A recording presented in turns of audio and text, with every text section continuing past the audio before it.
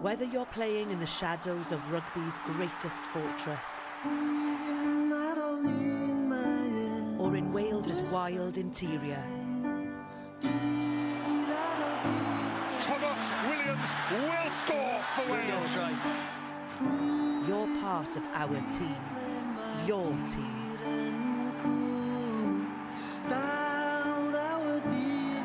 Around the corner they come through Snowsell, and Jasmine Joyce gets there. The custodian of this jersey represents everyone else who wears it.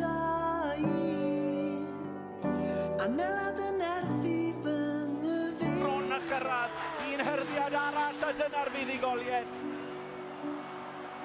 Josh Adams wedi dalu! He's got it! From the verdant valleys of the south to the craggy mountains of the north, a try scored here began way back there. Hannah Jones seals this victory for Wales!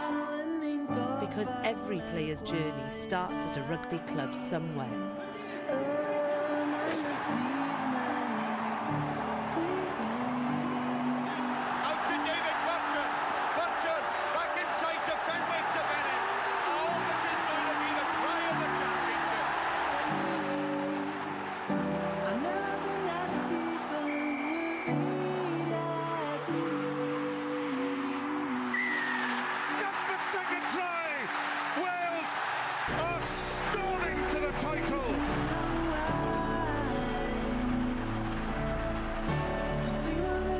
Without this, and without you, we would never get to witness this.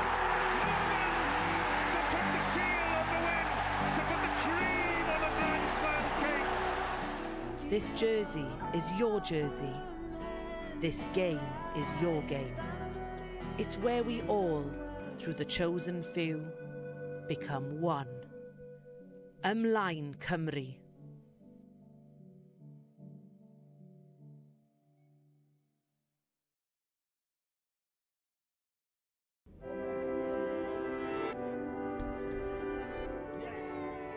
It's been an initiative, Fitbed, and fund run by the WRU, and currently today we're working here within the Dragons region with all the disability children from around our region. It's lovely to see them all today here.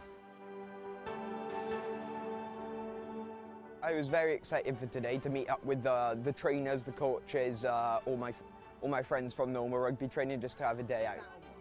As a mother, to see Regan playing with other children today is just a godsend. Like, without the inclusion sport, Regan wouldn't have anything. As where we live, we haven't got any football teams, rugby teams that will take on children with additional needs. So this is very, very important. Ready? Come on, sweetheart. Go on, Patrick, go. Oh, I had it. Wow. You are so strong. My son is Leo, he's 9 years old and he's got Down syndrome.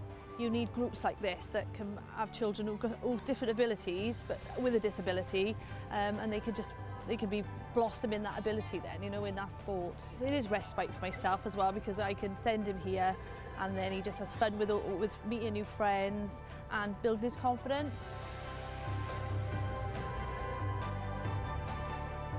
Rugby is a game for everybody, and it should be a game for everybody.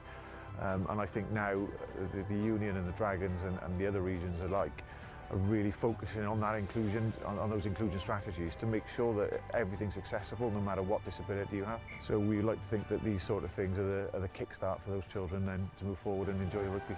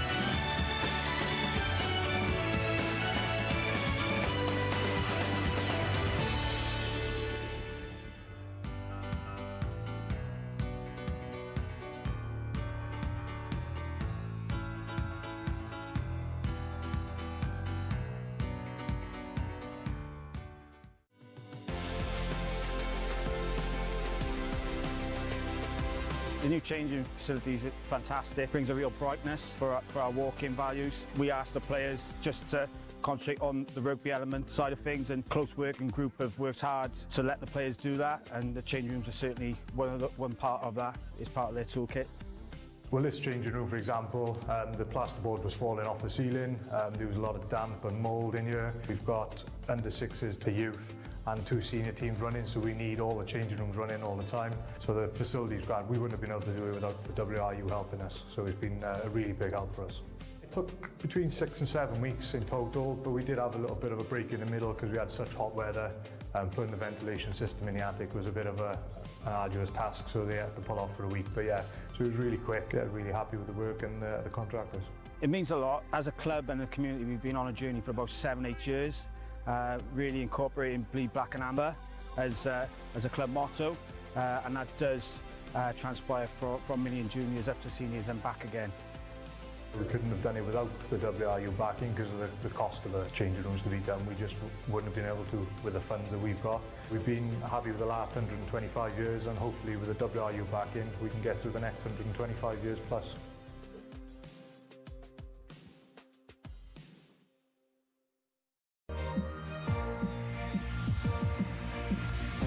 We back each other, we go to battle. Inside, three, they're going to pound away down this near side. Here goes Burgess. Lewis!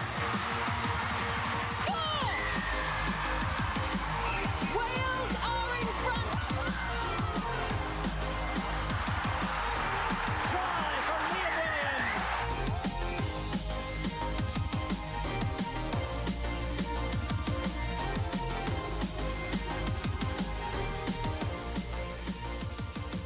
You need groups like this that can have children who've got all different abilities, and they can just blossom in that ability. A lot of kids growing up like me are in the same position as me, might take on rugby because they've seen someone that might look like them or from the same area as them doing that.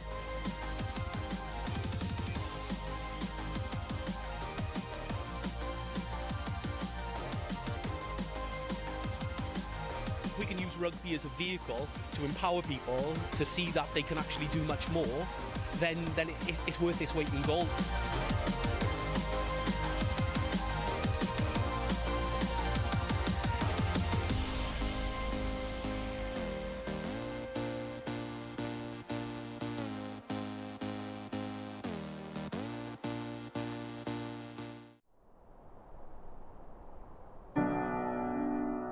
P'un eich bod chi'n chwarae yng nghysgodion y gair gydarnaf y myd rygbi.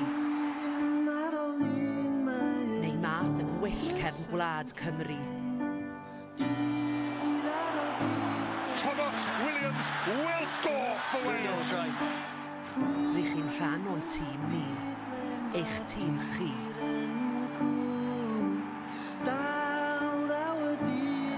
Around the corner they come through Snowsell, and Jasmine Joyce gets there. Mae ceidwad y Crys hwn yn cynrychioli pawb arall sy'n ei wisgo.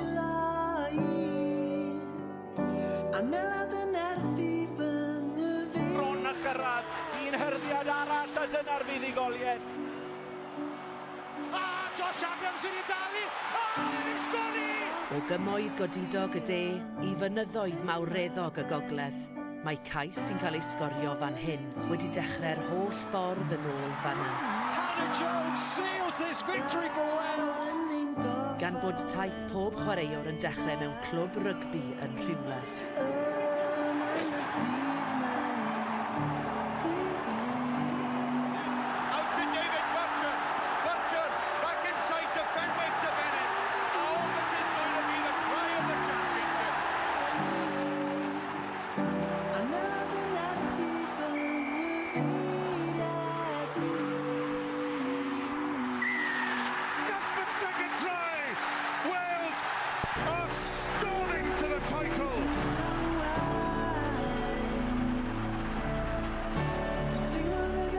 Heb hyn, ac hebddo chi, bydden ni byth yn dyst i hyn.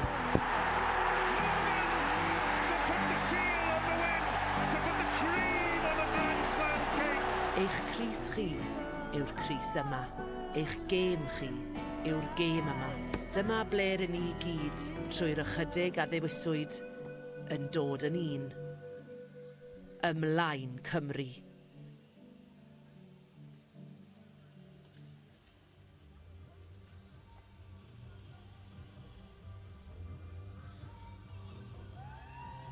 Hello and a very warm welcome to the Principality Stadium for the third day of the road to the Principality. And today we have the girls under-16s plate and cup final, starting off with Gwylliaid, Meirionnydd and Cardiff Quins. You here with me, Owain Gwynedd, joining me in the commentary box, Wyn Griffith and Cleo Hardy, the WRU Women's and Girls Hub Officer. Pnawn da both. Good afternoon. Good afternoon, pnawn da. Cleo, for Cystad yourself, you were here yesterday for the second day, the Senior Women's Cup Finals Day. A special day of rugby, considering as well the Wales team were playing as well on the same day. Yeah, it was a fantastic day of rugby. I think for me it was... Hold it a bit closer, I know. Sorry.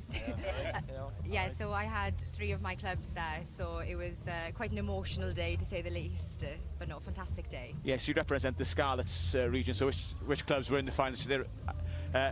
Remind us for a second. We'll hold that, we'll come back to tomorrow in a second, because the team sheets for the first final against Gwylliaid, Meirionnydd and Cardiff Quins are coming up on the screen now. Let's start with a team based in Bala, Gwylliaid, Meirionnydd. There's the back line for you, Saran Jones, Maddie Edwards and Llewen Davies, the back 3 awaiting plenty of ball to try and get over in this magnificent arena. Cara Jones and Alice Jones, the centre partnership with the halfbacks, Hannah Williams and Eiri Thomas. The front row, Begw Pris, Nell Davies and Nanu Edwards. The second rows, Mary Vance-Davies and Laurie Jarman in the boiler room.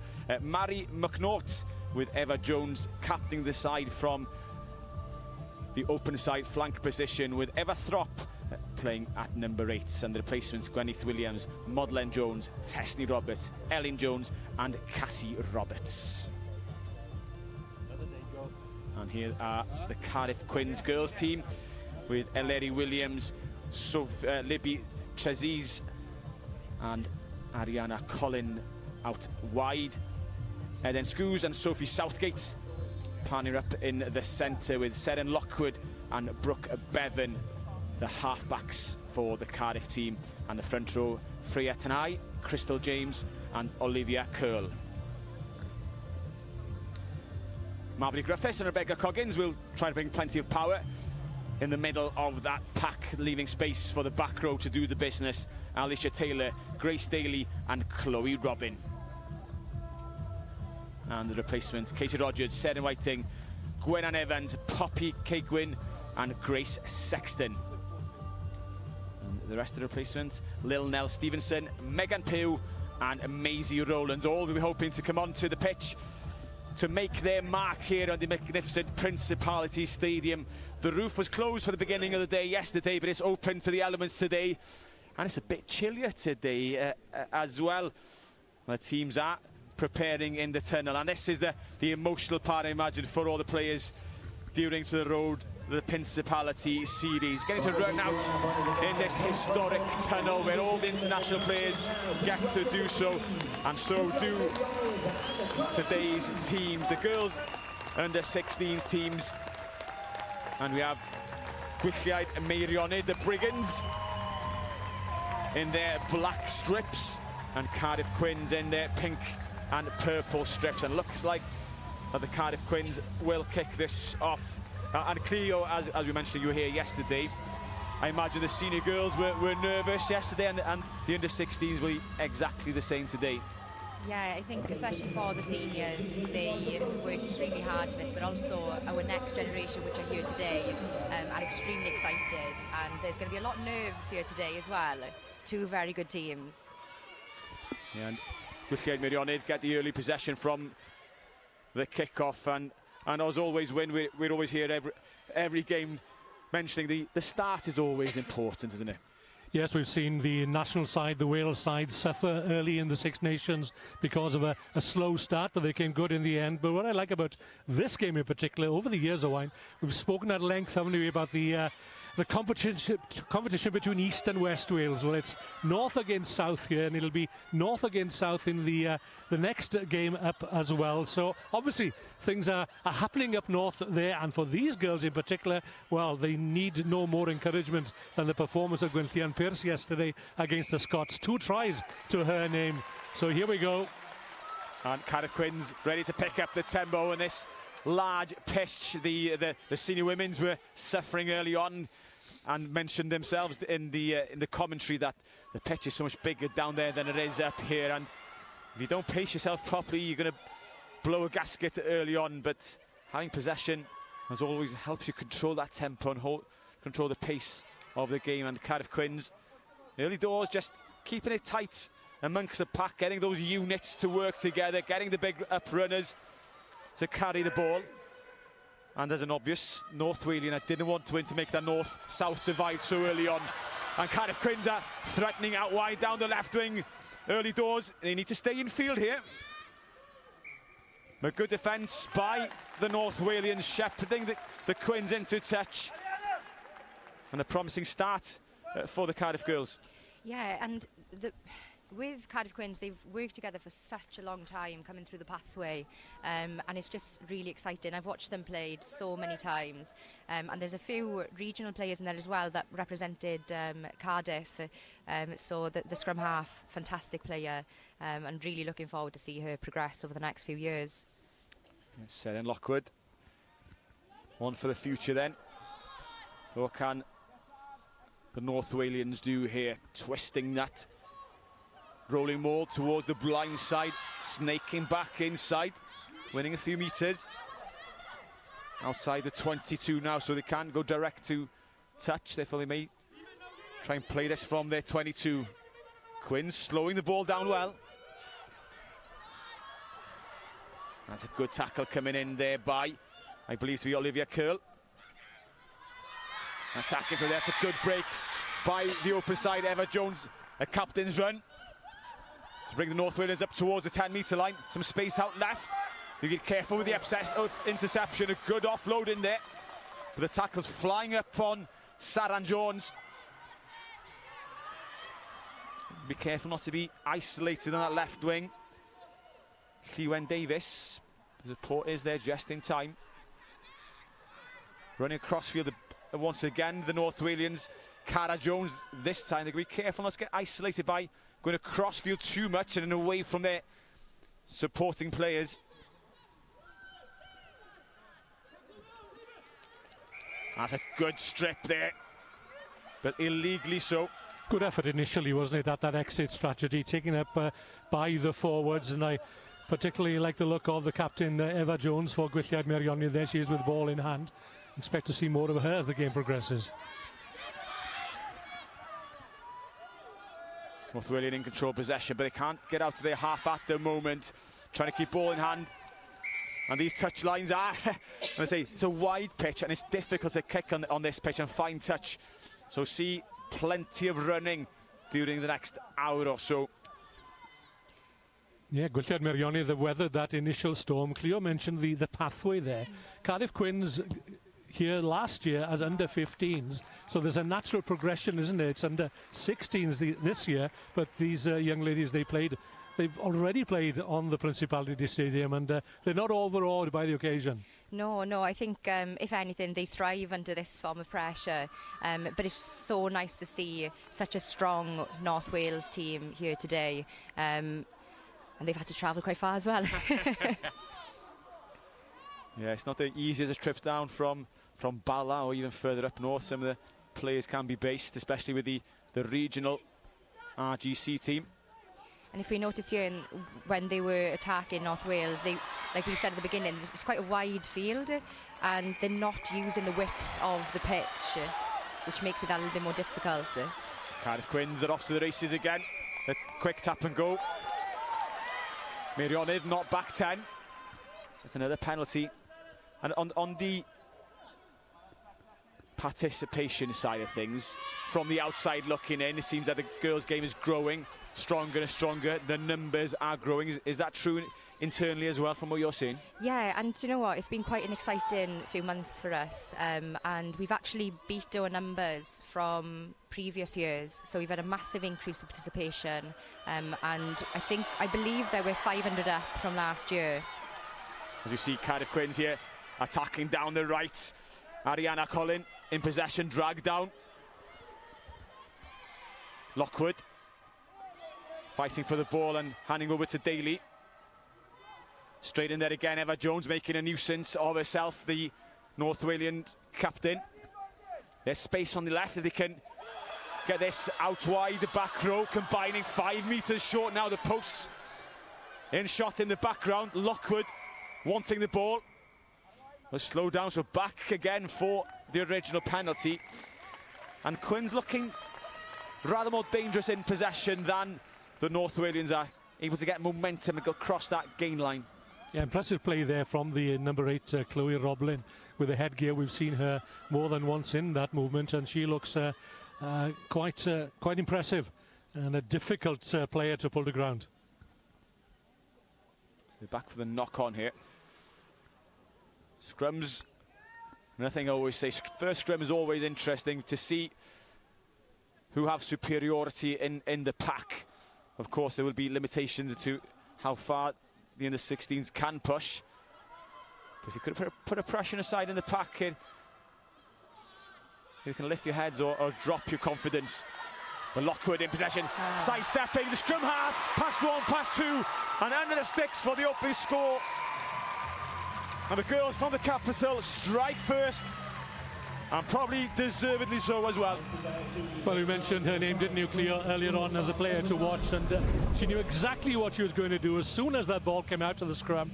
Excellent play by the scrum half, straight out of the coaching manual. Yeah, the scrum just did wheel the right side for the scrum half, and her pace, her vision did the rest. Across for a 5-pointer, with the conversion to come underneath the sticks. But Chloe, in terms of girls' progressions, you've obviously identified Seren Lockwood as a name for the future. How early on would you identify talent that steps up maybe to the 18s, 20s programme? I think it starts to get a little bit more competitive around that under-16s level, and we can obviously identify them early on and progress them within our skill centres, which we do nationally. And a lot of our under-16s this year have actually had the opportunity to play up, so they're already at a head start, ready for next season. That's a valid and an interesting point, really, when you consider what we've been talking about the men's senior squad Six Nations. When you look down, where is the depth in Welsh rugby? Well, here we are, under-16s, natural progression, and these girls will have had a taste of top-class rugby at the Principality Stadium at a very tender age. Conversion successful by Brooke Bevan. Gwylliaid Meirionnydd 0, Cardiff Quins 7. As the Quins come once again. And it's turnover ball. Looking to go wide. Here, a bit of space for Jones. Offloads to Cara Jones. Plenty of Joneses in this North Wales side. Reminds you of Wales about 10 years ago. Saran Jones, great run by the full-back, piece one. Can she go down the second? What a try for the full-back, and what a way to reply from that early Cardiff score. And the North Wales team, Meirionnydd, they're back in this one. Don't write them off yet. Well, what a score that was. I mean, she could have dropped her head, couldn't she, when she missed that tackle on Seren Lockwood. But the determination there of the Gwylliaid Meirionnydd fullback, Saran Jones. Fantastic try. A superb score. Whatever Seren Lockwood could do, Saran Jones can go a step further in reply. And she takes responsibility with the conversion as well. Not the easiest kick for a right footer. It's a good effort. Just dropping short. So although Gwylliaid Meirionnydd have replied with 5 points themselves, Cardiff Quins remain in the lead. Meirionnydd 5, Cardiff Quins 7. So if somebody thought that the Quins were going to run away with this one with an attack that could penetrate the defence, well, watch out. Gwylliaid Meirionnydd have their own shots to fire as well. So from your perspective, Chloe, looking at the North Wales team, how much would you know and be involved as a hub officer with the Union with other regions outside the Scarlets? So unfortunately I don't have a huge amount of information in terms of what they actually do, as I don't actually go into that region. However, we have got female officers that are signposted in our regions, but we do a lot together. One thing that I've noticed with North Wales is the amount of volunteers that they have that genuinely care and grow the game, and we have worked closely with them, and all the hubs in North Wales are quite a distance, but they tend to play quite a lot of rugby as well. Yeah, I remember when I played for North Wales, I travelled from Porthmadog to catch a bus in Carnarvon, go all over the coast, and then travel down to South Wales to play a game. We never had the chance to win. You broadened your horizons though, didn't it, really? I know that some of my team, so Aberaeron, which is Baker Digion, and Wyberod, actually attend some of their games because it's quite close. Yeah, it is. Yeah. So, but no, they do work together. Scrum for the Quins. Chance for them from this platform to strike again, straight down the middle. The inside centre, Southgate, a metre or two short. The ball has been slowed down, and the forward pod is organised with Olivia Curl offering herself as a runner. That blue scrum cap. Lockwood under pressure at the base of the scrum, or the ruck. North Wales have formed their defence, but if this goes left again, there are players out wide for the Quins. They can string 2 or 3 passes together. Out it comes, and again the overlap is there, and they've worked it well to the left-hand side, and the Quins ass over with Eden Scoos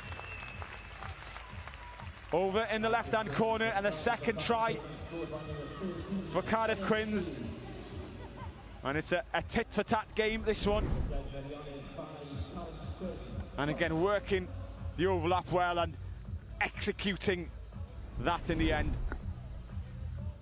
Yeah, what I liked about that score was the discipline of the Cardiff Quins forwards, knowing that the try line was close to hand, and they could have piled in, couldn't they? But they held back, and everybody knew exactly what their job was. And when it came out, well, there's no need for a second invitation for Eden Scoos.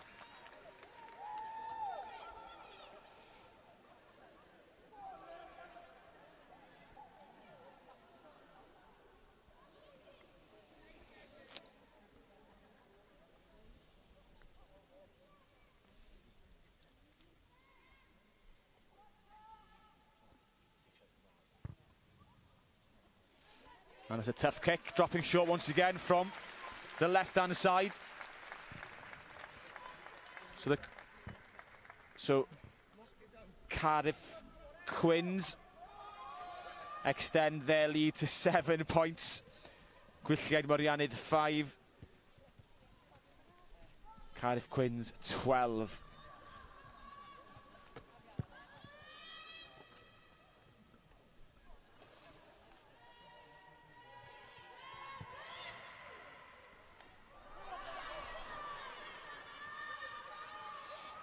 And that's a good carry to resume play for Cardiff Quins.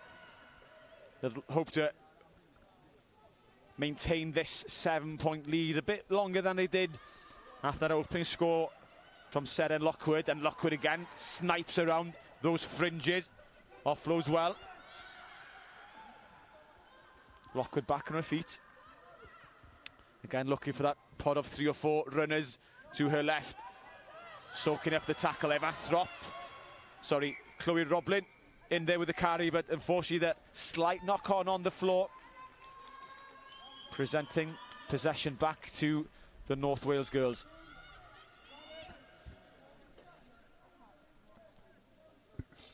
Of course, this is the plate final, the cup final on its way later on at 3 o'clock.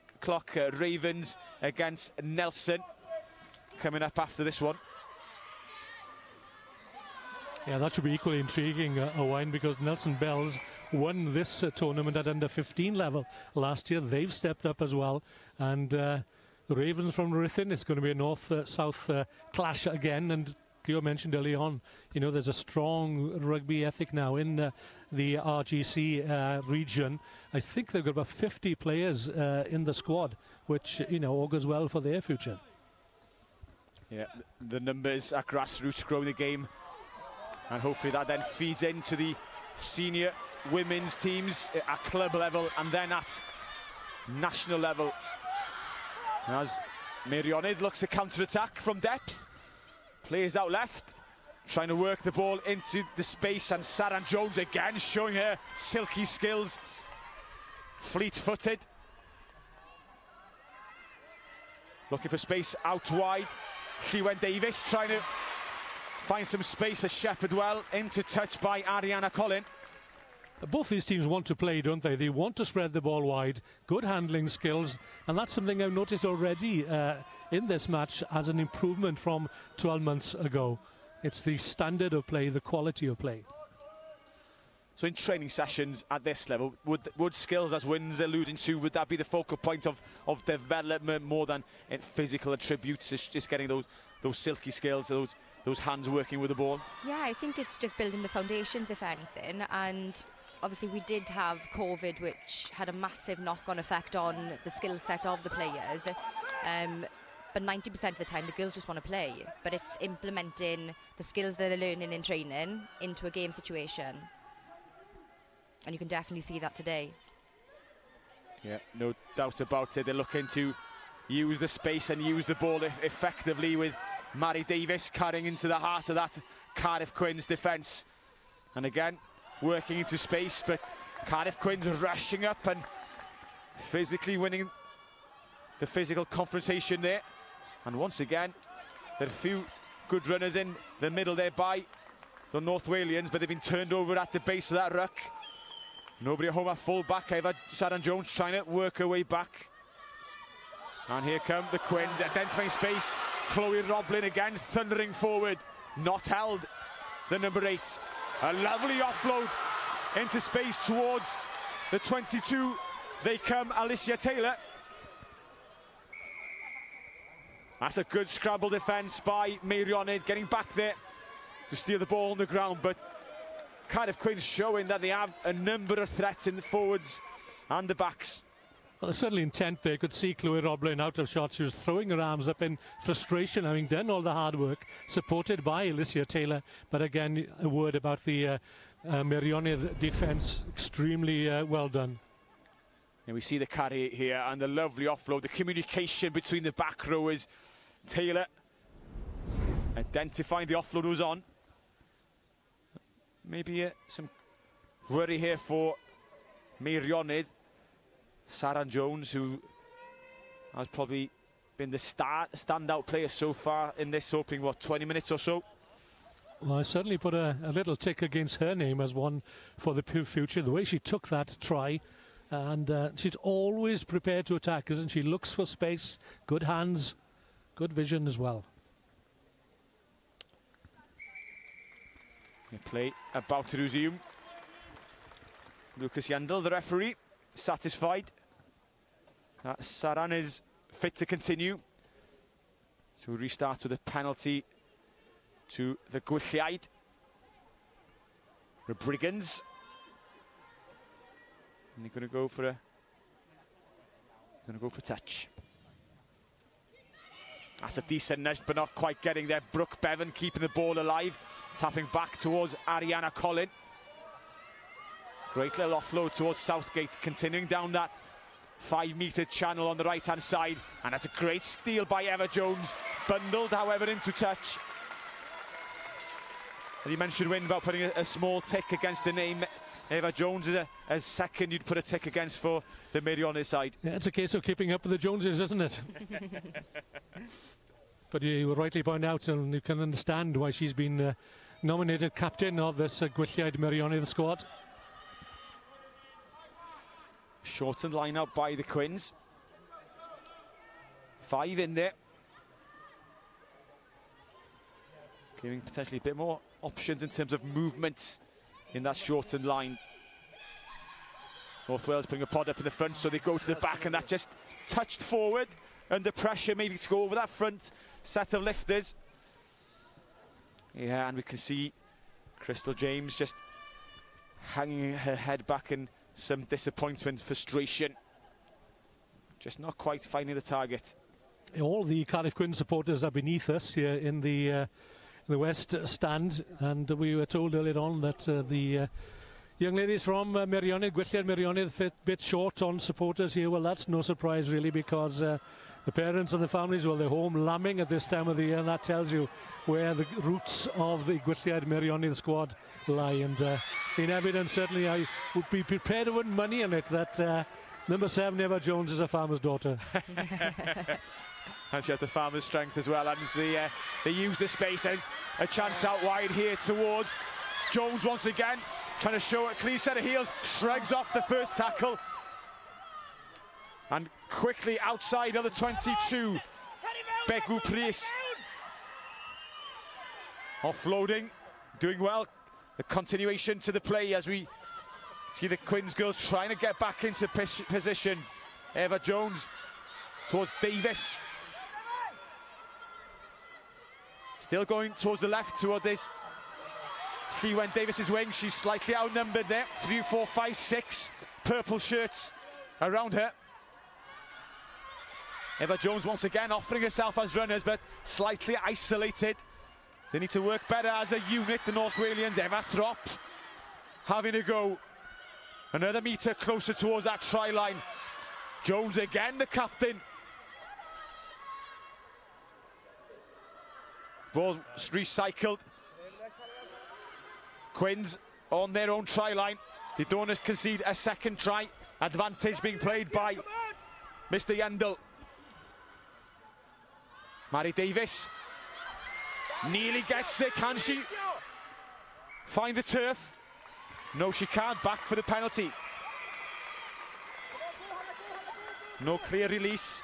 And the North Walians, probably for the first time, stringing a good piece of attack together. I thought perhaps that the scrum half might have gone on her own there. There was a gap that appeared in front of Hannah Williams, but she decided to pass. But what about the build-up there? You know, multi-phased and no panic, as you say. And I don't think, I may be wrong, but I don't think I've seen a dropped pass as yet. You're testing my memory now, Wyn.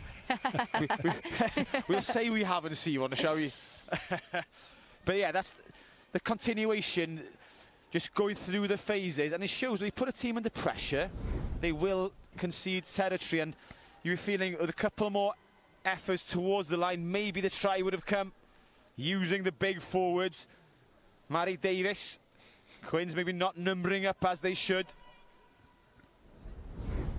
I think there will be a replacement for the Quins preparing to come onto the field. This will be, unfortunately, Ariana Collin will be leaving the field.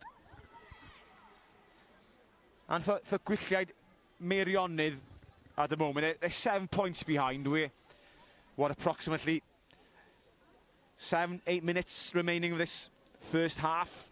They want to score now, won't they, to go into the sheds to pick up a bit of confidence. Yeah, I think that would help them hugely going into the second half. But it's such a physical game, you just don't know which way it's going to go.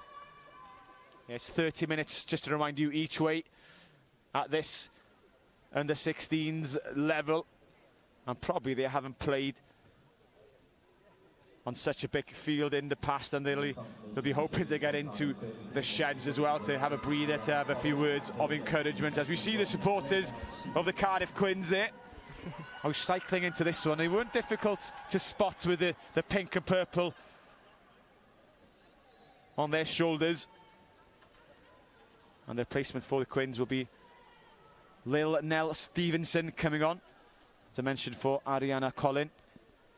We're just seeing some treatment on the floor at the moment. The physios just taking their time. It's always disappointing, isn't it, when seeing somebody take an early knock and potentially have to leave the field before they're ready. Yeah, certainly, and you know, the commitment shown by these girls is to be admired. You know, they throw everything into the tackle and into the attack as well. Been hugely impressed in this opening half by both the sides, really.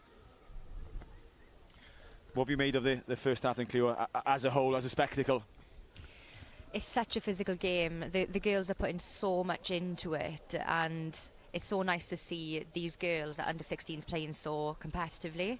The future is extremely bright. It's quite exciting. It is exciting, and I can imagine being inspired now by the the international team. I'm not saying the contracts are everything, but it shows there is a pathway and there's a career now that you can invest your time into rugby and be able to do so with confidence that you can look after yourself in the future and have all the support you need to be the best you can in your chosen sport. Well, that was evident yesterday. I thought Wales played Scotland with a new purpose and with a new confidence as well, knowing that they didn't have to worry about contracts and the like. But it's certainly been a step up, and that World Cup in New Zealand, you heard Ewan Cunningham say that the game they played against the Black Ferns was an eye-opener, and they certainly learned from that experience, and it showed yesterday. And here come Meirionnydd, trying to plough over for their second score this first half, and there the forwards that go again towards the open side. Hannah Williams back at her feet, the scrum half, looking for the ball. It's stuck there in the middle somewhere. The number 8, Eva Throp, fancying a trundle herself, being held up over the line. Can she work the ball back for another effort? Eva Jones wanting to take responsibility. She is held short. Great defence by the Quins. Price, Begu Price. Again, she's driven backwards. The hooker, Nell Davis, fancies a go, and that's a thundering tackle. Quins throwing themselves forwards. Sophie Southgate in there. Meirionnydd losing territory here. Again, the crowd groaning as the hits come in. Cara Jones trying the wide arc to get around her defender. She stretches for the line. Can she ground it? Oh, Meirionnydd thought they'd scored. The first moment of indecision from Meirionnydd, I thought there initially, but they should score. They must score. Saran Jones, the full-back, putting her head down. Play has continued here as we see the pre-play with Cara Jones going for the line. She doesn't quite get there to score. Meirionnydd now are underneath the sticks. They come to the left. Oh, the ball that gone to hand. Potentially a try was there for the captain, Eva Jones, but it's still on here to the left-hand corner. And Meirionnydd have scored. And what a celebration by Lori Jarman. The second row on the left wing. And what lovely scenes, and that's what it means to these North Wales girls. Brilliant effort from Lori Jarman there. She could see the try line. And a great effort, and she's been in the thick of things, hasn't she?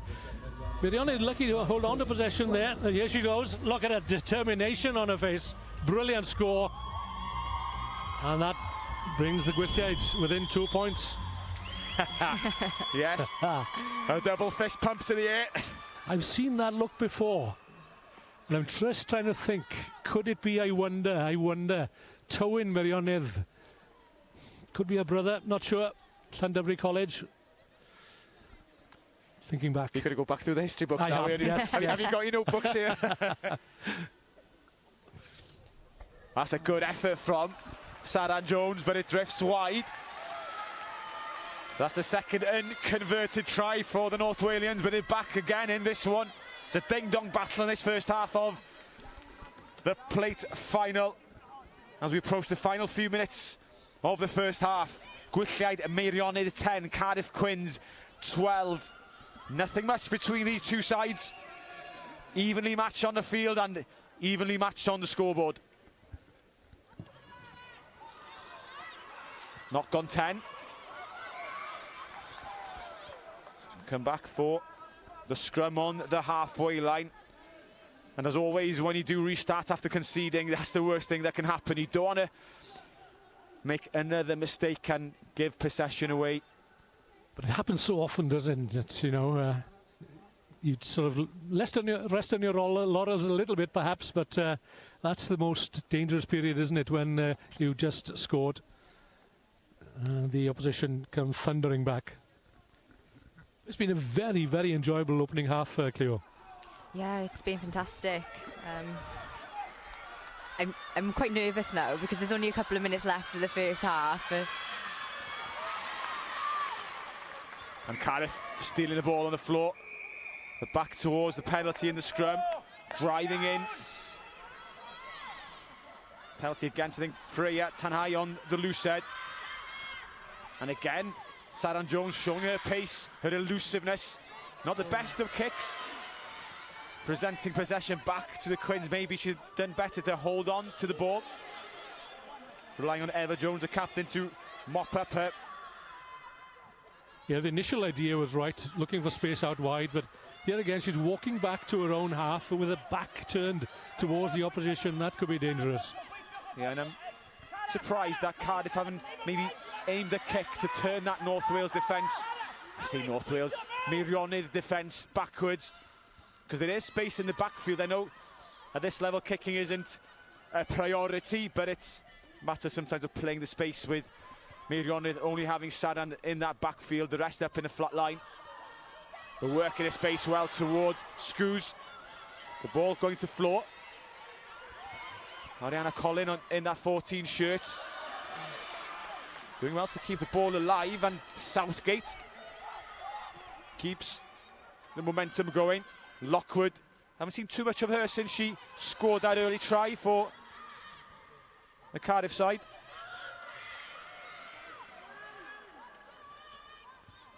And here, that's the kick maybe they've been asking for. Finding the space, turning those black shirts around. And that's a good tackle on Maddie Edwards. Well, that's a rush back to gather possession. That's a frantic pass. And that's what pressure puts on players. Indecision, mistakes. The game could open up in the second half, couldn't it? I can't see the players maintaining this momentum throughout the second half, so the last 10-15 minutes could well be telling. And maybe looking at the replacement bench as well. Maybe Chloe can say if he can use everyone on the bench. But Gwylliaid Meirionnydd have 5 replacements to the 8 of Cardiff Quins, so those fresh legs maybe of Cardiff may make a difference later on in the game. That's a cross kick, misdirection as the tackle came flying in. And Quins have an opportunity now late in the half to try and extend their lead. 2 wayward kicks now. The Quins could be in here. Southgate, the step, the shoulder go, and the try. And Sophie Southgate taking full advantage of that missed kick. And Cardiff extend their lead to 7 points once again. Gwylliaid Meirionnydd 10, Cardiff Quins 17. Yeah, you could argue, couldn't you, the 2 loose kicks that led to that try. The initial kick from Saran Jones out in the open field here, and then the pressure was on Gwylliaid Meirionnydd, another loose kick. A lack of concentration perhaps, and Cardiff Quins girls awake to the prospect of another try. And that's maybe a sign of a good team when they are given an opportunity, they take advantage fully of any mistakes that the opposition make.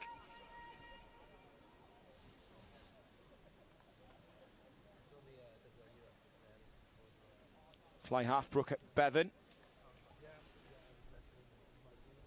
Successful with her first kick towards the posts, which was straight in front of the sticks. A tough second conversion from out left. Well, this is somewhere in the middle between both. Bevan strikes it well. Is that going to curl in? No.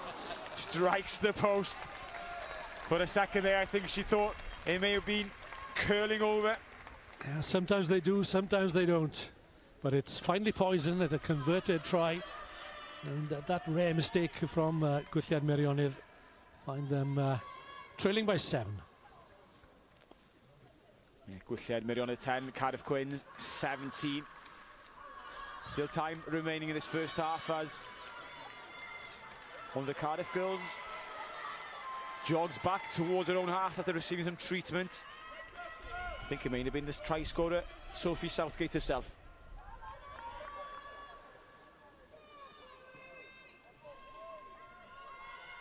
Airy Thomas to restart.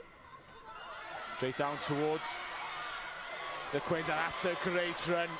Barreling forward, Alicia Taylor. Lockwood. Meirionnydd trying to fight for that ball, slow it down. Good carry once again by the flank forward. Lockwood knowing exactly who her runners are. Now trying to spread the ball after sucking that defence in. Southgate with the carry. She's been prominent as well in midfield.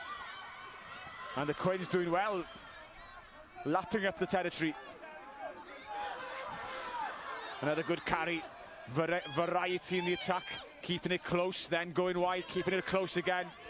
That's a good tackle by Eva Jones, flying up, identifying who the runner was. You have to admire the ambition, Owain, and the handling again. I have to make the point, it's exemplary. If I'm making a comparison, I would say probably better than some of the handling I saw yesterday at the senior level. Some great passing here, considering. Good work, good passing, slick, finding space out towards Ariana Collin.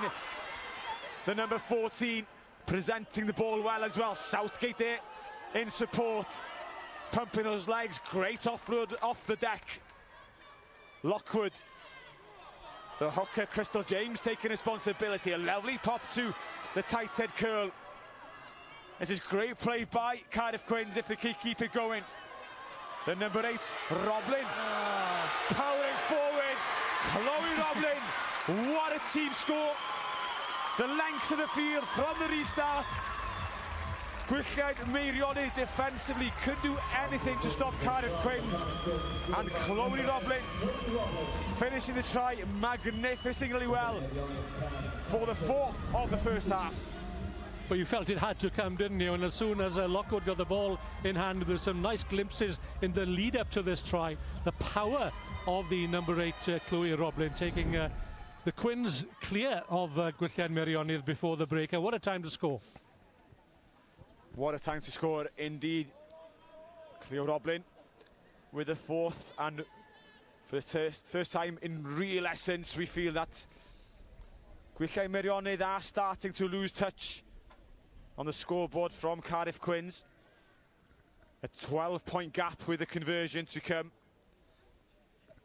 And after that last effort by Brooke Bevan, you'd fancy slotting this one over.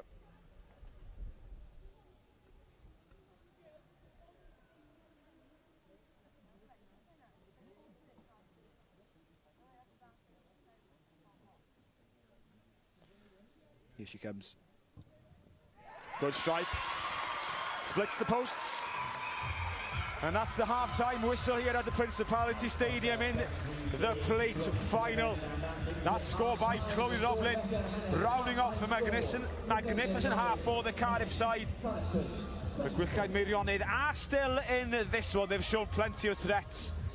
2 tries to 4. Gwylliaid Meirionnydd 10. Cardiff Quins 24.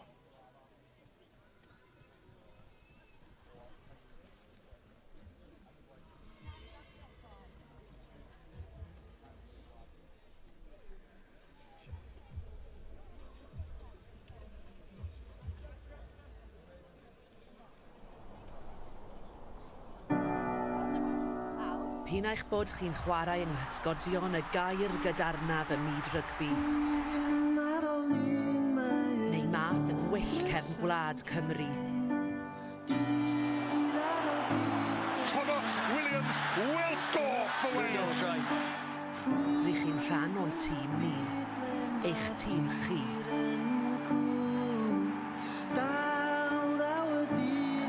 Around the corner they come through Snowsell, and Jasmine Joyce gets there. Mae ceidwad y Crys hwn yn cynrychioli pawb arall sy'n ei wisgo.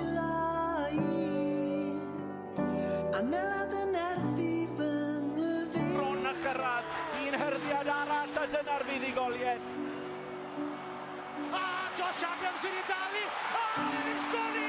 O gymoedd godidog y de I fynyddoedd mawreddog y gogledd, mae cais sy'n cael ei sgorio fan hyn wedi dechrau'r holl ffordd yn ôl fanna. Connor Jones seals this victory for Wales. Gan bod taith pob chwaraewr yn dechrau mewn clwb rygbi yn Rhywle.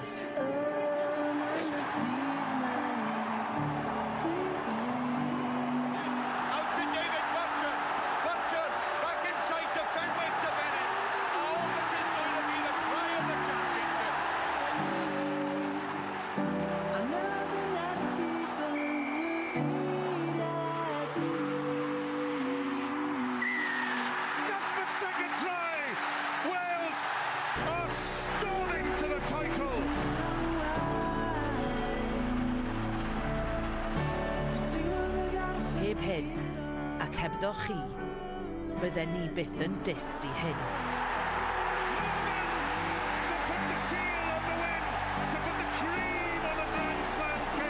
Eich crys chi yw'r crys yma, eich gêm chi yw'r gêm yma. Dyma ble rydyn ni gyd trwy'r ychydig a ddewiswyd yn dod yn un. Ymlaen Cymru.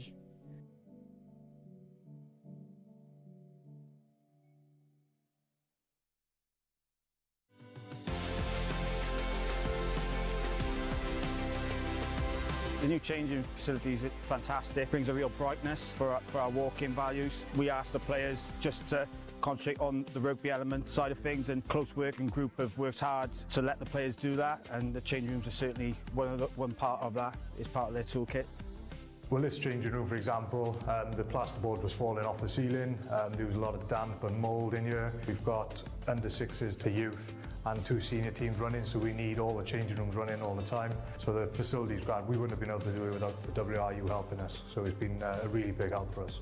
It took between 6 and 7 weeks in total, but we did have a little bit of a break in the middle because we had such hot weather. Putting the ventilation system in the attic was a bit of an arduous task, so they had to pull off for a week. But yeah, so it was really quick, really happy with the work and the contractors.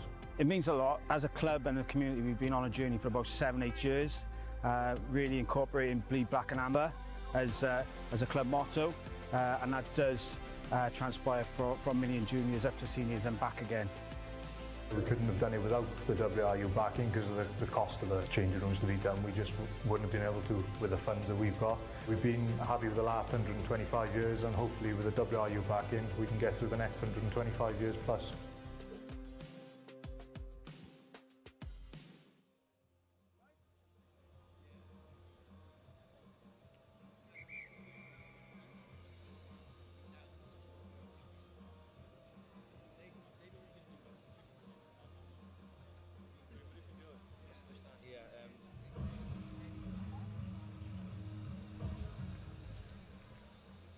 Welcome back to the Principality Stadium, the third day of the road to the Principality, and it's the girls under 16s plate final between Gwylliaid, Meirionnydd and Cardiff Quins. The score to half is Meirionnydd 10, Cardiff Quins 24, and Cleo, it's been a magnificent spectacle in that first half.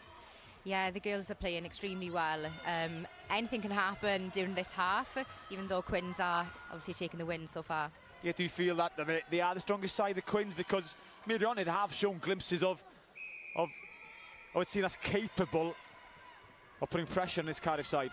Yeah, I think that as soon as Meirionnydd, as I say, Cardiff Quins straight on the break, straight downfield, the great offload towards Roblin, another one outside, and it seems like Lockwood, the scrum half, is in for her second, and that's a hammer blow for the Meirionnydd hopes.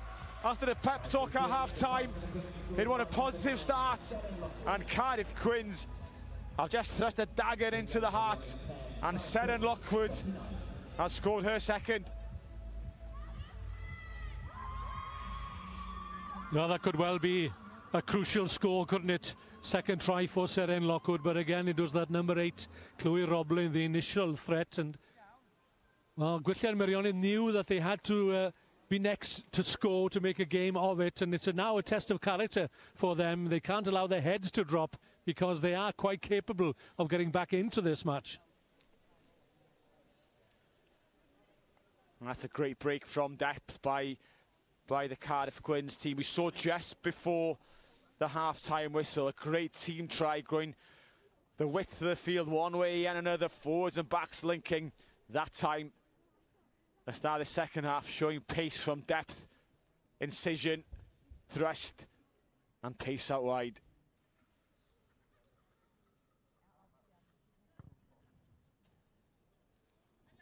Yeah, the kick drops just short. A difficult one. But the scoreboard now ticking away from Gwylliaid Meirionnydd. 10, Cardiff Quins 29. And it's a challenge now, it's an uphill task win for the Gwylliaid to get back into this one. It's a true test of character, isn't it? But they showed in the first half that they were very adept at retaining possession and building through the phases. And that's what they need to do, keep their focus. And it is asking quite a bit now of their captain, Eva Jones, to lead by example as she did in that first half and bring the fullback, Saran Jones, into the attack as they did in the opening half. And once again we see Eva Jones in the middle of it, the captain, leading by example and again taking the responsibility to carry the ball. Adept in defence as she is in attack. Good handling out was Mary Davis.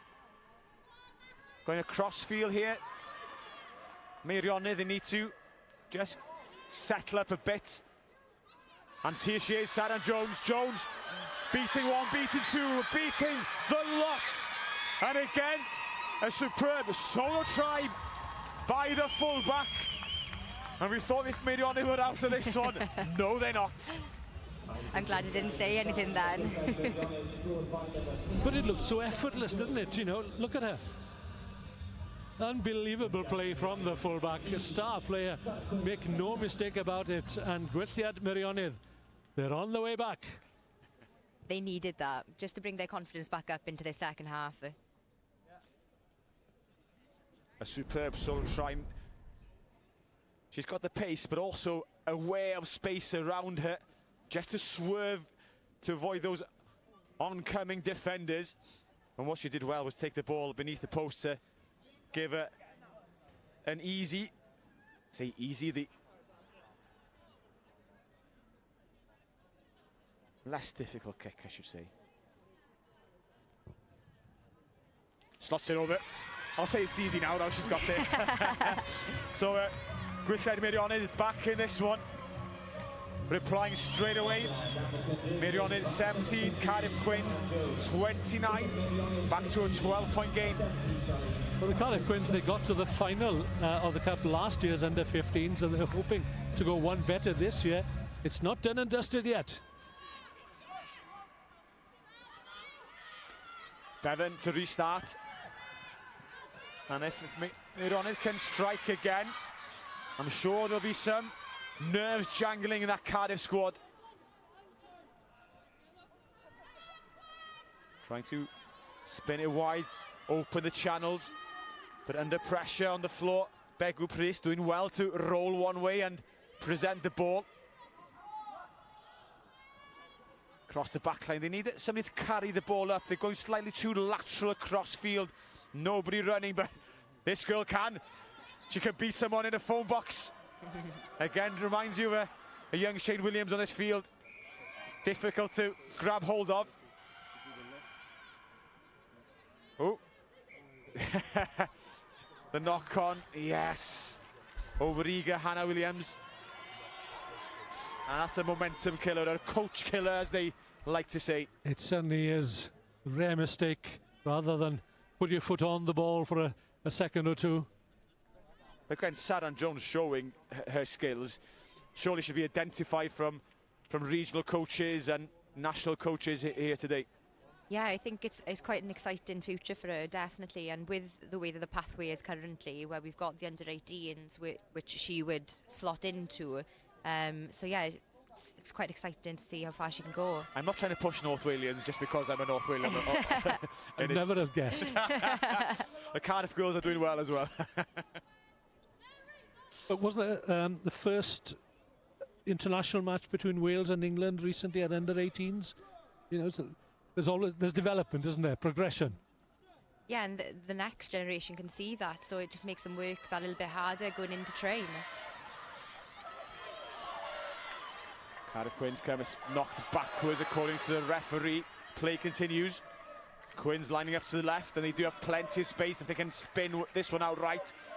Maybe the passes are a bit too long to get out to the wide channels. Bevan. Here they come, Lockwood. It's a high tackle in there on the scrum half, and she bounces back up again. And she's still going, looking for her hat-trick on this Principality pitch. The replacement, Grace Sexton, over in the corner. The thumbs up by the assistant referee. And it looks like Grace Sexton has quashed any doubts that the Gwylliaid were going to get back into this one. And again, it came from a mistake, didn't it, from the scrum half, Hannah Williams, just dropping the ball. They had the advantage of the penalty, but Quins not wasting that opportunity, and it was that scrum half again, Seren Lockwood, showing her class and showing maturity as well. It was the replacement, wasn't it, Grace Sexton, who did go over right in the corner.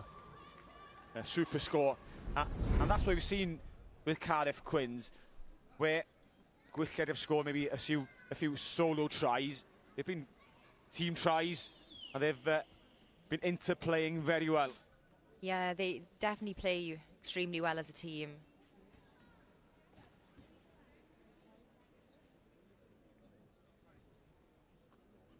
And it's the toughest of all tough kicks. I think Dan Bigger would be proud if he got this one over. Short. But that said, Cardiff Quins now back in complete control of the scoreboard. Gwylliaid and Meirionnydd 17, Cardiff Quins 34.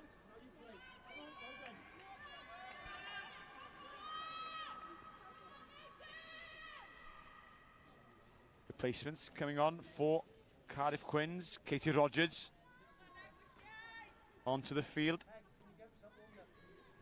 And the Quins have numbers on the bench, don't they? They have 8 players on the bench as opposed to 5 for Gwylliaid Meirionnydd.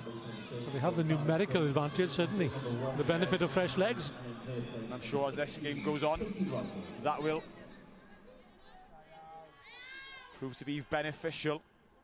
There's a knock-on in there by the Quins, and again, an opportunity for Meirionnydd to strike immediately after conceding. And as the game goes on, legs tire, space appears in the defence. I'm sure Meirionnydd will hope to hang on in there and exploit any chinks in the Cardiff armoury.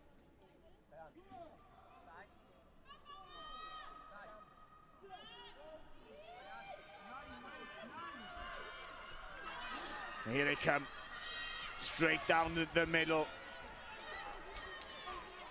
Quins slowing the ball down. Maddie McNaught with the offload, brilliantly played. Jones out wide towards Maddie Edwards, under pressure, dumped backwards. Begw Priest using her frame to win another metre or two. It's there for Hannah Williams. Using the number 8 Eva Throp, who, not for the first time, effectively carrying the ball. Williams using the runners. Begw Priest just back on her feet, having to carry again. And this is what Meirionnydd do so well, using the forwards to good effect. Here they come again. Good tackle. I think it may have been by Stevenson. There is space there. Passing slightly laboured, possibly. That's a great steal on the floor by Cardiff Quins. Important turnover as Meirionnydd were building. But not the best of kicks, and here come Meirionnydd again. Pulled down the jackal straight in. Eva Jones unfortunately pinned for sealing off. And holding on. But plenty of endeavour by Meirionnydd. Those heads haven't dropped quite yet. I think Begw Priest, who's in there 2, 3, 4 occasions, carrying the ball well, receiving a bit of treatment on the floor. As we see the replay with Airy Thomas cutting across. It's a Superb tackle by Southgate. There's a Jackal there, stealing the ball. You see sometimes at this level, everybody wants to get into the breakdown, but both these sides are clearly well drilled. You know, pick your moments to go in for the ball on the floor. Yeah, identifying the opportunity. You don't want to put too many bodies into a breakdown, into ruck and leaving space out wide. I think Eva Jones just over there having a word with Beck Price. And this is the last try. Lockwood in there. She's been such a threat throughout, Wyn. Yeah, so you don't often see that handoff, do you? Used to good effect, and amongst the senior players even, but Sarah and Lockwood did it superbly well then and created the opportunity for Grace Sexton, perhaps to put the game out of the reach of Meirionnydd, but you never know. And Sexton identified the space well there as well, and the lack of numbers on the blind side by Meirionnydd. Instead of waiting for support and slowing the play down, she picked the ball and went straight away whilst the team were on the front foot and the defence were on the back foot. And unfortunately that'd be a blow for Meirionnydd, seeing Begw Price leaving the field. Nell Davis, I believe also the hooker for Meirionnydd, will be leaving the field with Gwyneth Williams.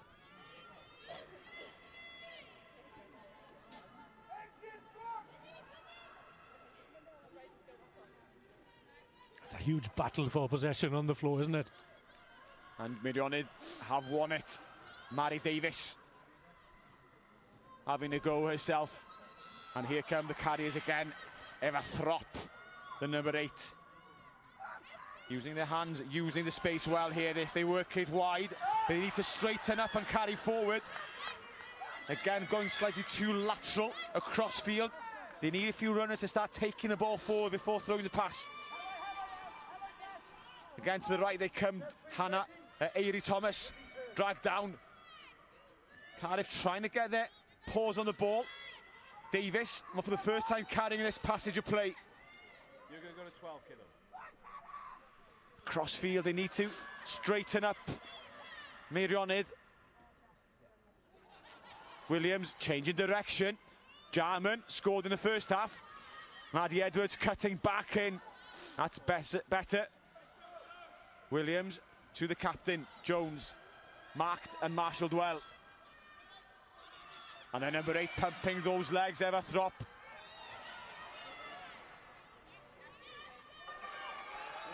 It gets a bit messy for Gwylliaid and Meirionnydd when they don't win that game line battle. They start throwing those passes without need. They're just patient, take it down and then go again. I think the referee was there who got in the way. But again, you know, I've still got a smile on my face here. These two teams, they're playing so well. You've got to admire the skills. Yeah, and as you mentioned, in the first half, barely a pass has gone to ground. And very barely a pass has been lost forward. Yeah, and we were talking half-time when we were having a short break. Clear that these girls have been playing since they were 7 years old. Yeah. And that may be why their skill set is so good and they've developed over the years. They play from a young age, where some of the senior players may have only taken up rugby at university level. Yeah, and I think that just identifies how fast the game is growing in Wales. Meirionnydd wanting to get on the score sheet for the 4th try, and that's a good tackle coming in there on Cara Jones. Ball is turned over. Chloe Roblin. Try scored at the end of that first half. Great turnover in there. But back for the knock-on. But both teams are so competitive in that breakdown, getting in over the ball. The support players have to be on the money today. Competitive and committed, Owen. Yeah, putting their bodies on the line. It was a risky pass, wasn't it? A good old hospital pass, remember them? Yeah. It was up there, the rib cage, invitingly so. Allowing the tackler to come in to target them. remind you, Meirionnydd 17, Cardiff Quins 34. Meirionnydd need to score next if they're to threaten the scoreboard once again. But here come the Quins deep within their own 22, out towards the left. A great stop-start there, run by Lionel Stevenson. Meirionnydd trying to get the ball. Airy Thomas, the fly half who's in there, but here come Cardiff again. Numbers committed into the ruck. The referee's arm is out. Meirionnydd not rolling away. And a tap. Taking it quickly. Nearing the halfway line. Forwards and backs exchanging positions. Grace Sexton in a scrum half. Southgate, space here, what a dummy. Quins through again. One more pass potentially, can they get into the right-hand corner? Scoos dragged short. Southgate again in the middle of play. Sexton looking for her second. The Quins supporters really raising voice in the stands, pumping her legs all the way. Crystal James, the hooker, I believe, is over. And what a score, once again, from one length of the pitch to the other, and Cardiff scoring a magnificent team try. Quins weathered the storm, didn't they? But what about Seren Lockwood? Seren indeed a star in the making. The determination then from Crystal James, it was the hooker. Well, if the Quins didn't score there, I think Seren Lockwood would have been very, very annoyed. But the two show and goes there from the scrum half showed her maturity beyond her age. It was so good, I nearly bought it. Yeah, a superb show and go. And again, you know, we're identifying here was stars of the future. Or, you know, there's a lot of years ahead of them and a lot of development to go, but they're showing magnificent potential. And it's great to see always at this level, be it youth in the 16s or younger, trying to identify those exciting names, who's going to make it, who's going to be the next big name on that team sheet on the international level.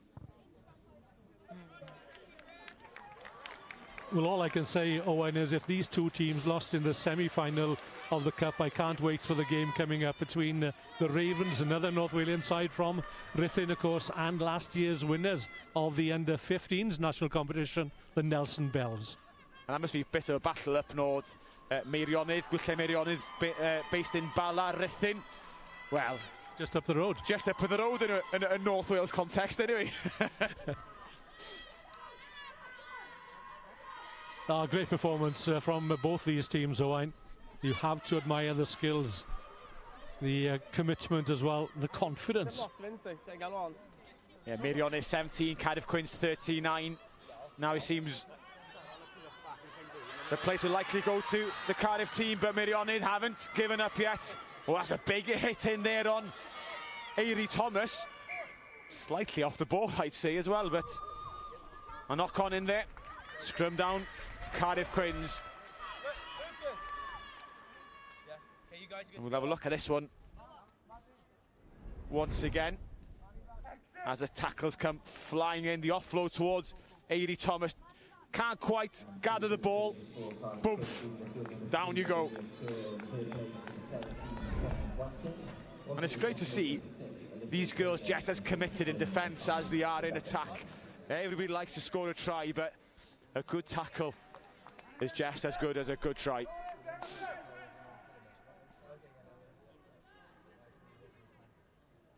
Well, it's a wonderful advertisement for the game in Wales, certainly having witnessed the ramifications and the prognostications, if you like, of Welsh rugby in the recent past. That would have been above these girls' heads probably, but they've certainly restored one's faith in Welsh rugby.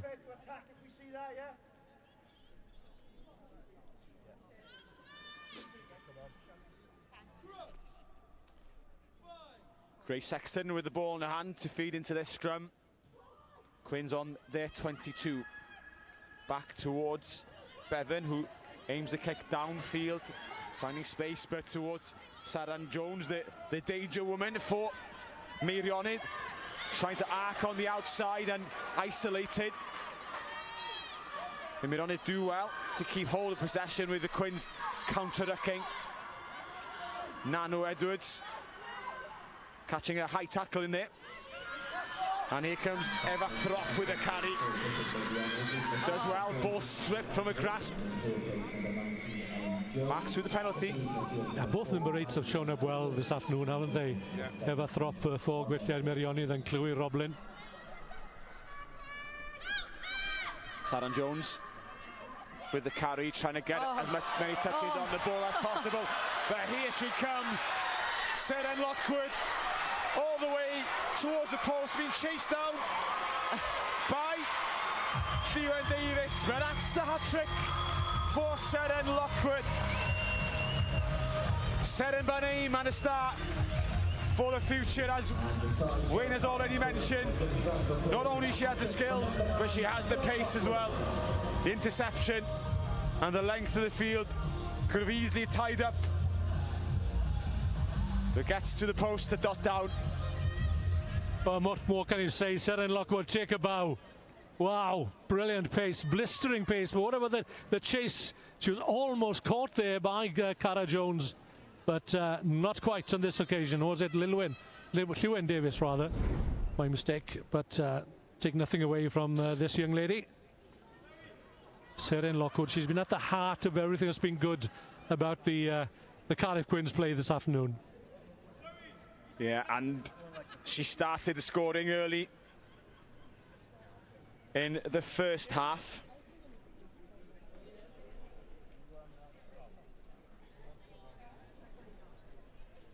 And she's closing the scoring potentially in the second. I'm not sure if it's her responsibility to choose a player of the match, but I'm sure Seren Lockwood's name will be up there in the discussion. Yeah, 100%. Any other names? Just for parity, we'll throw a few in there. Well, you know, there are quite a few, aren't there? There's Chloe Roblin, the number 8 for the Quins, and for Gwylliaid Meirionnydd, you've got Eva Throp, you've got Saran Jones, certainly. Yeah. And Eva Jones, the captain, she's led by example. Make sure you're ready. But they're all winners, they're all stars, aren't they? Honestly, I've been very, very impressed. Yeah. They've all played together as a team, which is fantastic. I mean, the number of times here we go. Yeah, the best by Chloe Roblin, one of those in the mix for a player of the match award, if there was one to be awarded. And Eva Jones says, no, I want to be in the mix. Oh, again, unlucky. Is one piece of good skill followed by another, a great jackal, but the release not in there.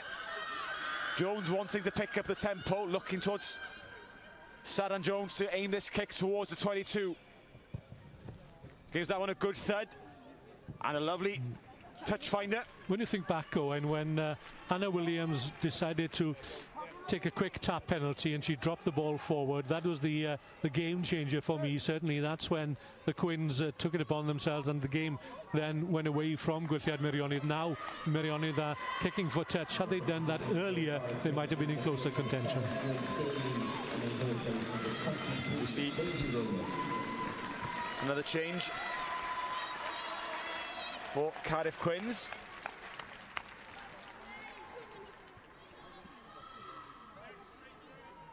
Gwylliaid Meirionnydd, Eva Jones to throw in. Looking for that front lifter. Unfortunately not straight. Frustrating. So should we scrum? No, free kick, you should say. Yeah, they're going to go for the scrum on the 15. Not straight.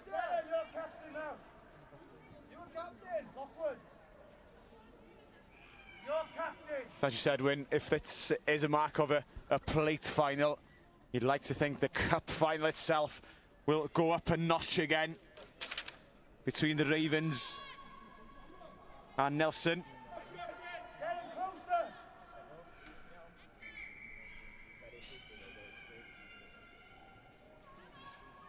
It's Gwylliaid Meirionnydd 17, Cardiff Quins 46. And we've seen a number of fantastic tries, several which from Cardiff Quins have started in their own 22. Are they going to look to run this from depth? No, safety first, and that's a good touch finder. No need to push the game anymore for Cardiff Quins. They're ahead, they're in control. Yeah, they can close the game down now, can they, with such a healthy lead? 29 points the advantage. Line up for Meirionnydd. Eva Jones will be hoping to find her target a bit better on this occasion. Trying to simplify the calls, maybe. Using that front pod ready to jump and lift. Again, not quite on target, but the ball comes back towards the Gwylliaid. Oh, it's a hot potato out there. Yeah, bouncing about, but it's still alive, back in their own half. Under pressure. There is space towards this right-hand side if they can exploit it, if they can get the offload in the passing game in there. It's a good tackle, and that's one thing maybe the difference between both sides. It's able to take advantage and move the ball forward as they're passing. Once again, slightly lateral until Sarah Jones gets the ball and she can show her gas on the outside, but Welsh shepherded into touch. No, she never gives up, does she, Sarah Jones? She is awake to every opportunity. Yeah, she's definitely a rocket. Pace to burn. Unfortunately for her, just finding touch too early. So a couple more metres on that left-hand side. I'd have fancied her going all the way. This Quins ball towards the halfway line. Can their line-out function a bit better than Meirionnydd's shortened line-out? Testing my eyes from here. I think it's five girls in there. Sorry, Raf.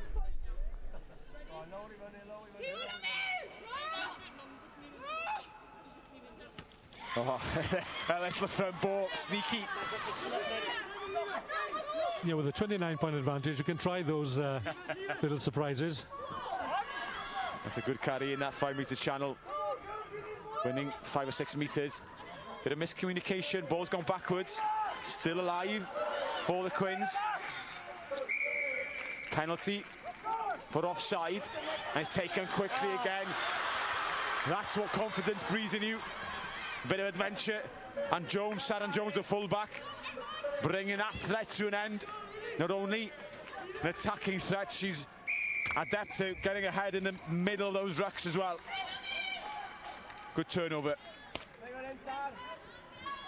And it's been non-stop, Cleo, since the first whistle, and both teams still showing plenty of adventure so late in the game. They've got, surprisingly, they've played physical rugby. They're not tired. They're doing so well. I was just going to say, Cleo, there were times last year when we were willing for that final whistle to be blown. Yeah. But not so this year, I have to say. It's been a cracking game of rugby. I'm sure they'll be feeling it after the final whistle, though.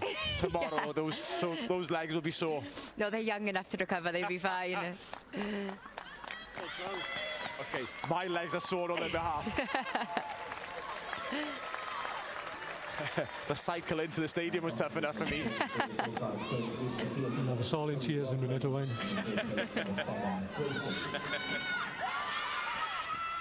You just want Meirionnydd to score one more score, don't you, really? Yeah. And it is all credit to the North Wales teams at every level. It is a long journey down. It does make it difficult on the legs. And Eva Throp again, bursting through the defence. Oh. An offload out to the left, finding the hands of Llewyn Davies. Davies around her, playing, and that's the score we've been waiting for. That's the score we wanted. Oh, just evading the last tackle. She dots down, and credit to Gwylliaid Meirionnydd. They haven't given up at all through this contest, and they get their 4th try. And maybe the cramp is setting in. But having the presence of mind as well, Owain, to go round under the posts.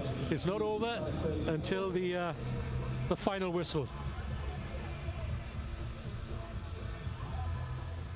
A great score by Gwylliaid Davies. Meirionnydd 22, Cardiff Quins 46 with a conversion to come.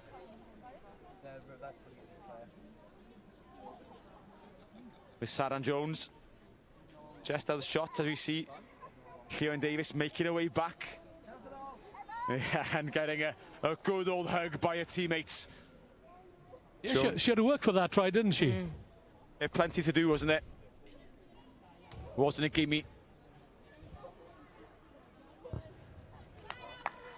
Conversion is successful.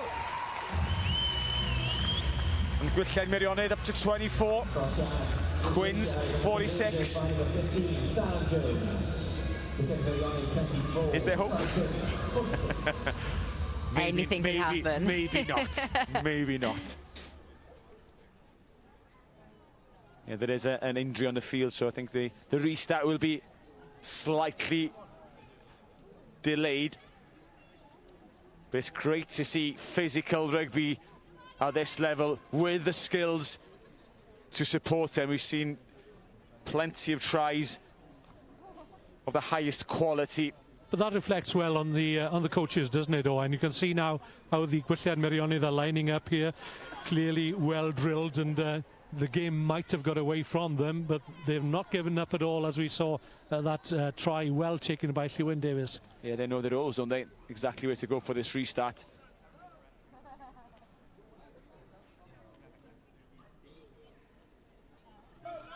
Maybe it's an opportunity to have a look. Whilst there's a pause in play, to have a look at the tries we have seen so far. Lockwood with her second of the day in the second half, and then Saran Jones then showing if Lockwood can get two, so can I. How did she get through all those players? Seemed so relaxed about it all, nonchalant. A little pickpocket. And again, Lockwood in the middle, and again, everything good by Cardiff Quins, setting up this try for Grace Sexton in the right-hand corner.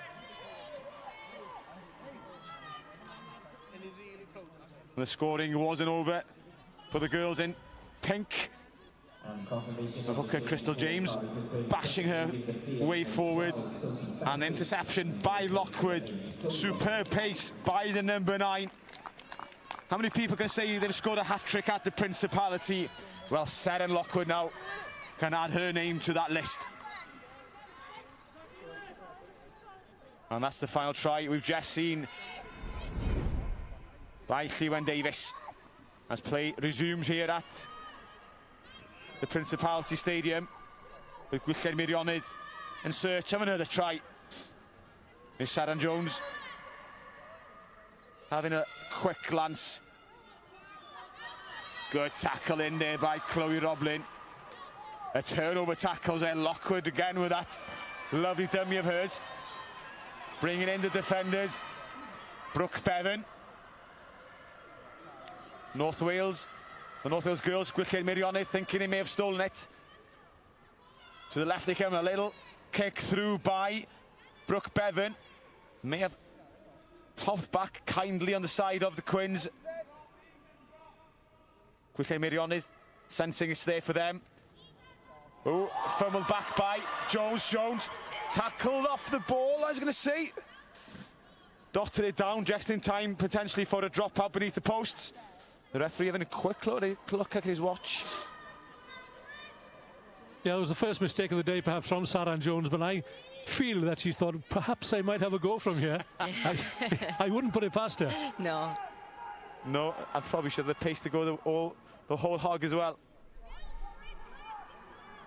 But it's a dropout beneath the posts for Meirionnydd. Not the easiest of dropouts with a pink wall 5 metres away. Oh.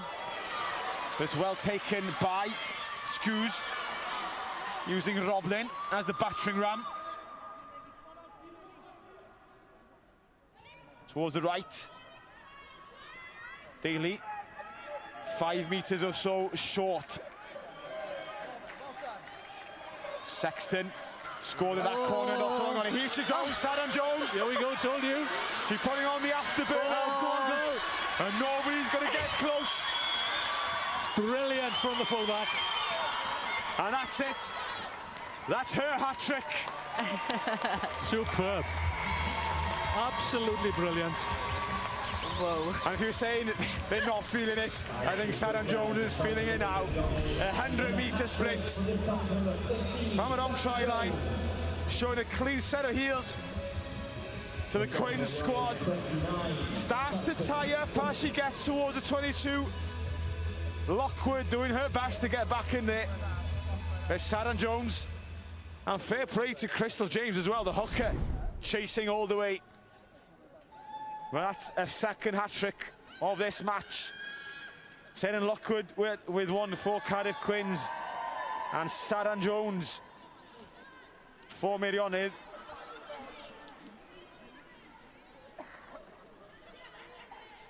What an effort that was. Bringing, well, respectability if you want to the scoreline, but it's for me, it's not about the scoreline. It's been about the players and about the quality of play, and that has been superb. It has been superb, and that's it. And what a way to close this plate final with a wonderful score by Sarah Jones, rounding off a superb individual display by her. A hat-trick to her name, as well as Sarah Lockwood for Cardiff Quins. The final score in this plate final: Gwylliaid Meirionnydd 29, Cardiff Quins 46. And Cleo, what a game. What are your thoughts on that display in this plate final? If anything, it's really inspiring seeing such young girls playing such a high standard of rugby, and hopefully there's a lot of young girls actually watching back at home and seeing where they could get to, which is exciting, really exciting. As a development officer, Cleo, you know, somebody's obviously working hard somewhere. Yeah, and I think everyone works together. We've got so many different departments. We've got the volunteers, which, you know, put so much time and effort into these players. And without our volunteers, these girls wouldn't be here today. Yeah, that is grassroots rugby all over the country. Volunteers in every club, giving up their evenings in the week and weekends, giving opportunities to these youngsters to develop as individuals, as rugby players. And as we see Gwylliaid Meirionnydd huddled together, they'll be celebrating their efforts here at the Principality. Cardiff Quins, the same, I'm sure, will be proud of their performance and success. But I think it's the participation in this final that will stand them in good stead for the future. They'll develop and kick on from here. Now, that is clearly an incremental progression, isn't it? Last year these girls were playing at under 15 level, now at under 16s. Well, next year we hope to see more girls coming through, of course, and it's good to see representation as well from all corners of Wales, as we did yesterday. We had West Wales here, and what a game that was, with Whitland taking it right at the death. My word, what a game that was. And here again today, we've seen the skills, we've seen the ambition, and that to me I think is what's been outstanding about this game. When you look back 12 months ago, admittedly we were coming out of COVID and what have you, but the level of skills, you know, we alluded to the fact that we hardly saw any drop passes. Yes, as the game progressed there were tired legs and what have you, but no, indeed, full credit to both these teams, and what a final, what a cup final we got ahead of us. Yeah, I'm sure the coaches will be mightily proud of their squads respectively. The Cardiff Quins will get to celebrate here at the Principality. The presentation is being set up beneath us here as the sun shines through on this magnificent arena. And this is just the beginning, Wyn, of the road to the Principality series. It's only day 3, I think 10 days in all, and look, if this is the quality of rugby we're seeing so early on, well, the pressure's on the other teams. It certainly is. So the senior side who'll come here over the next 9 or 10 days, towards the end of the month as well, the senior players, well, they've got a lot to live up to, haven't they? Because these young girls have certainly set the standard today.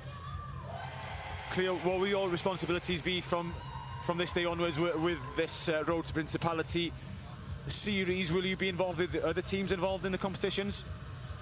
Yeah, so obviously we've got this afternoon, and then over the next few weeks we've got the community rugby within the schools actually coming along here, which is quite exciting. We have got the 16s and 18s to be not replayed. It's been rescheduled because the weather was so bad that we've had to redo it. Yeah. Yeah, well, the weather, I think, has been one to forget over the last month or so, isn't it? You've got rain, snow. Yeah. And finally, as spring is here, we're having a little bit of sun today. Yesterday, when the roof was closed and the sun was out, the roof open, the rain came. Commentators are always in the shade, Owen. Yeah, and it's always cold in the shade. But we do get the best viewpoint. We certainly do. We didn't have to pay to come in today, either. That's another bonus, don't tell them that. I would have paid. Yeah, well, that is true. That is true for this spectacle we've had. As we see in front of us, Gwylliaid and Meirionnydd, led by Captain Eva Jones, just coming to position to receive their medals in the presentation. Geraint John, I believe, is down there, ready to present those well-deserved medals for their effort.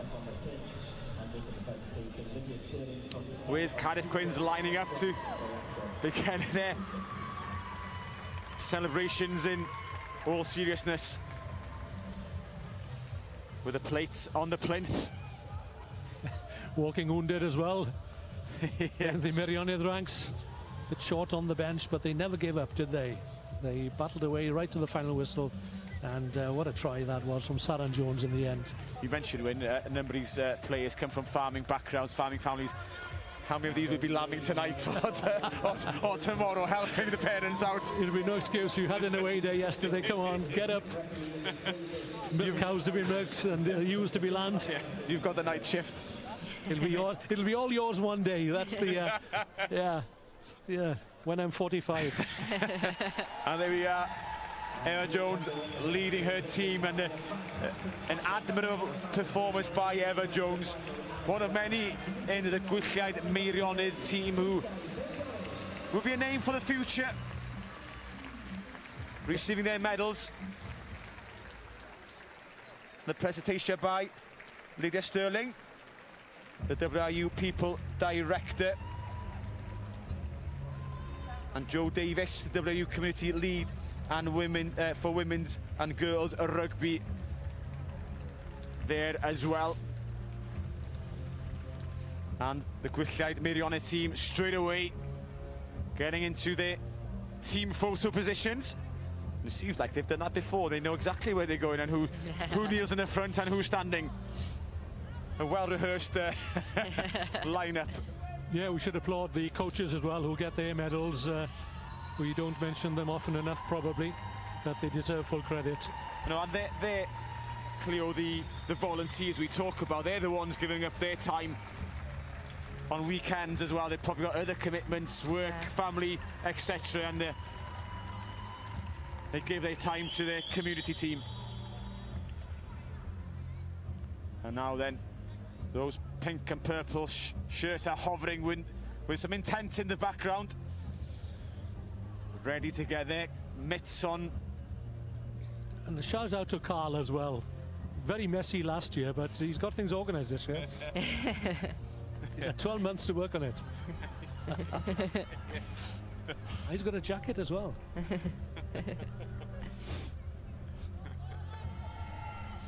Well done, Carl. Yeah, and here they come. The medals presented again.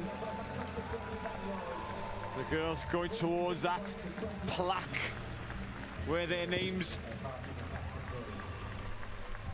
the plate winners, to a warm round of applause, a healthy crowd beneath us, with the friends and family of the supporters. Easier, obviously, for the Cardiff team to have their supporting group here.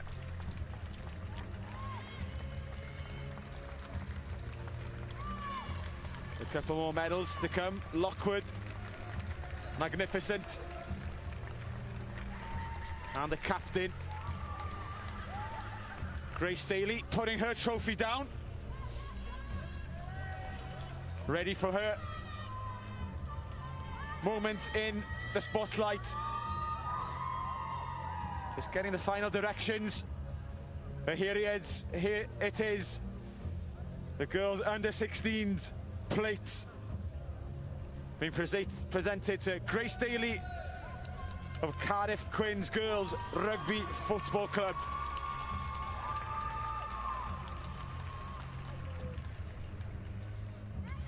I'm getting those all important photographs.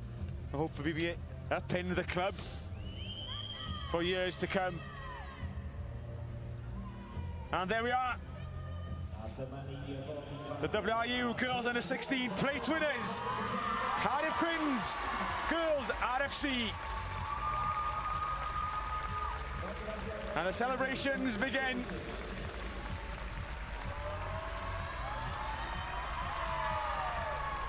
And that's a great sight. And a day will last long in the memory for Cardiff Quins as well as Gwylliaid Meirionnydd. To remind you of the final score, Gwylliaid Meirionnydd 29, Cardiff Quins Girls 46. And Cleo, before you leave us, Ravens against Nelson. How do you see that one going? Oh, that's going to be a very close game, I believe. Nelson are really strong. They've been going for a number of years. But obviously Ravens are also a very competitive side as well. So, again, it could go either way. Could go either way. When she's sitting on the fence. I have to. But when you consider the game we've just seen, it was the rare mistake, really, a lapse of concentration, and the game went away from Gwylliaid Meirionnydd. It turns on an incident, doesn't it? A loose pass, a dropped ball. But the way Gwylliaid Meirionnydd stuck to it right to the end, they deserve full praise. And Cardiff Quins going one better than last year. I'm looking forward to see one of these, or more of these girls playing at international level in years to come. Yeah, the cup final on the way between the Ravens and Nelson. But for this one, congratulations to Cardiff Quins Girls RFC, the winners of the place. Thank you so much to Cleo Hardy for keeping company, and Wyn Gruffydd, who will be back for the final as well. But here are the highlights of that plate final.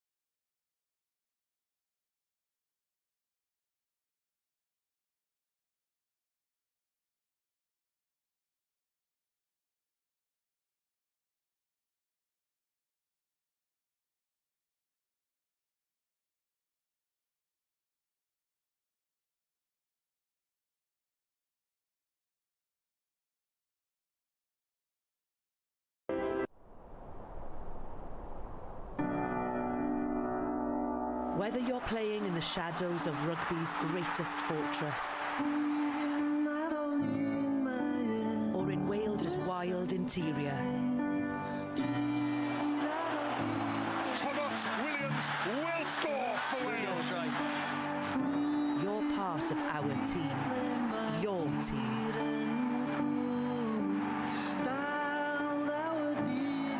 Around the corner they come through Snowsell, and Jasmine Joyce gets there. The custodian of this jersey represents everyone else who wears it.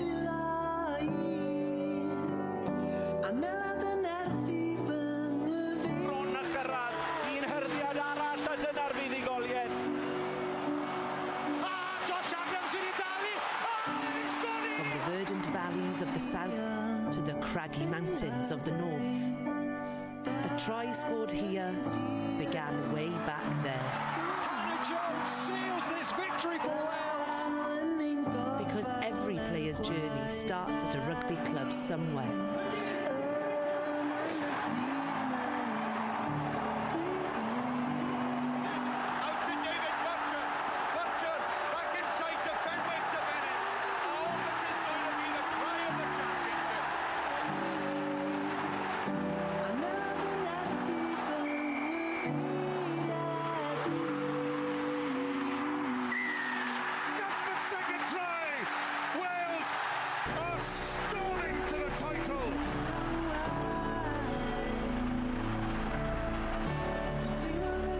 Without this, and without you, we would never get to witness this.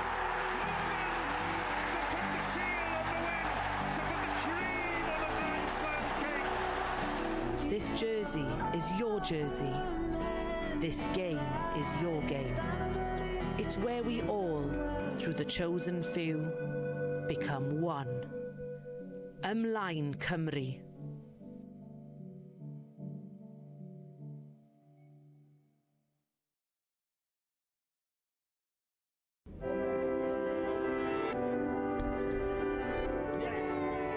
It's been an initiative, fit bed and fun run by the WRU, and currently today we're working here within the Dragons region with all the disability children from around our region. It's lovely to see them all today here. I was very excited for today to meet up with the trainers, the coaches, all my friends from normal rugby training, just to have a day out. As a mother, to see Regan playing with other children today is just a godsend. Like, without the inclusion sport, Regan wouldn't have anything. As where we live, we haven't got any football teams, rugby teams that will take on children with additional needs. So this is very, very important. Ready? Come on, sweetheart. Go on, let you go. I had it. Wow. You are so strong. My son is Leo, he's 9 years old and he's got Down syndrome. You need groups like this that can have children who've got all different abilities but with a disability, and they can be blossoming that ability then, you know, in that sport. It is respite for myself as well, because I can send him here and then he just has fun with meeting new friends and building his confidence. Rugby is a game for everybody, and it should be a game for everybody. And I think now the Union and the Dragons and the other regions alike are really focusing on that inclusion, on those inclusion strategies to make sure that everything's accessible no matter what disability you have. So we like to think that these sort of things are the kickstart for those children then to move forward and enjoy rugby.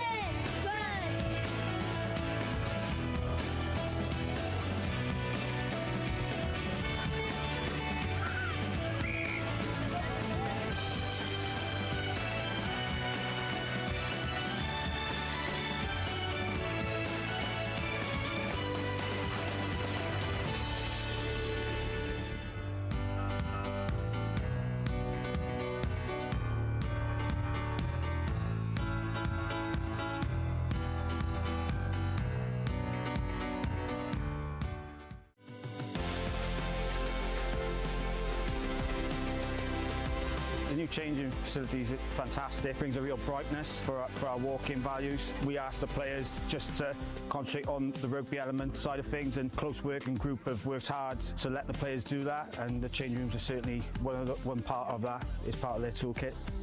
Well, this changing room, for example, the plasterboard was falling off the ceiling. There was a lot of damp and mould in here. We've got under sixes to youth and 2 senior teams running, so we need all the changing rooms running all the time. So the facility's grand. We wouldn't have been able to do it without the WRU helping us, so it's been a really big help for us. It took between 6 and 7 weeks in total, but we did have a little bit of a break in the middle because we had such hot weather. Putting the ventilation system in the attic was a bit of an arduous task, so they had to pull off for a week. But yeah, so it was really quick. Really happy with the work and the contractors. It means a lot. As a club and a community, we've been on a journey for about 7-8 years, really incorporating bleed black and amber as a club motto, and that does transpire from million juniors up to seniors and back again. We couldn't have done it without the WRU backing because of the cost of the changing rooms to be done. We just wouldn't have been able to with the funds that we've got. We've been happy with the last 125 years, and hopefully with the WRU backing we can get through the next 125 years plus.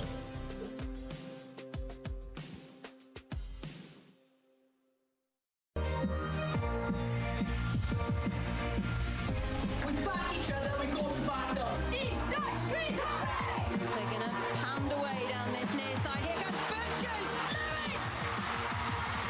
Score! Wales are in front. Try from Meirionnydd.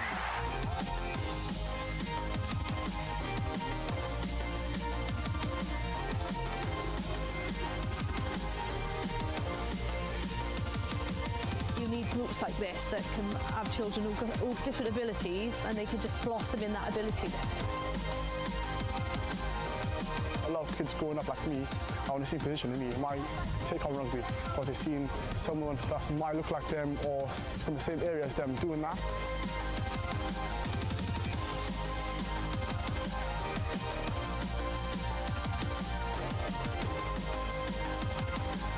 We can use rugby as a vehicle to empower people to see that they can actually do much more, then it's worth its weight in gold.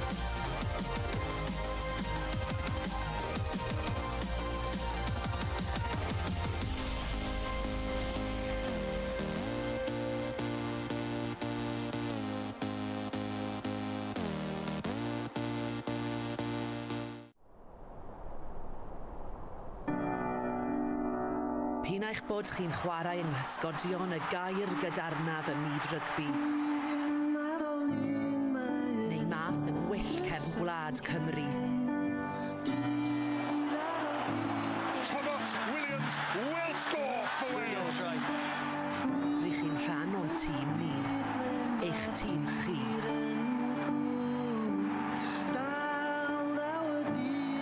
Around the corner they come through Snowsell, and Jasmine Joyce gets there.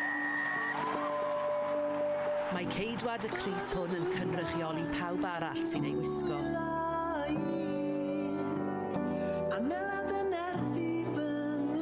Bron a chyrraedd, un hyrddiad arall a dyna'r fuddugoliaeth.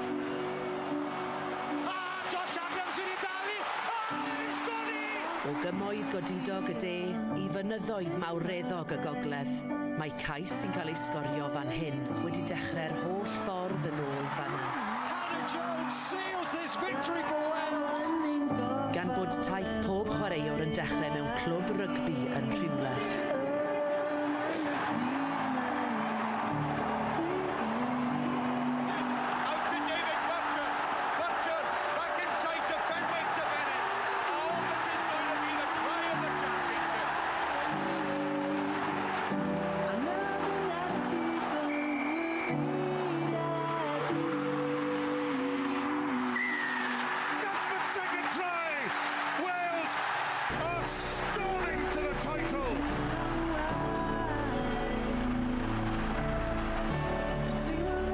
Heb hyn, ac hebddo chi, bydden ni byth yn dyst I hyn.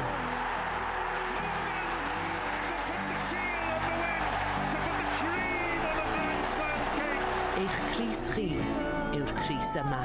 Eich gêm chi yw'r gêm yma.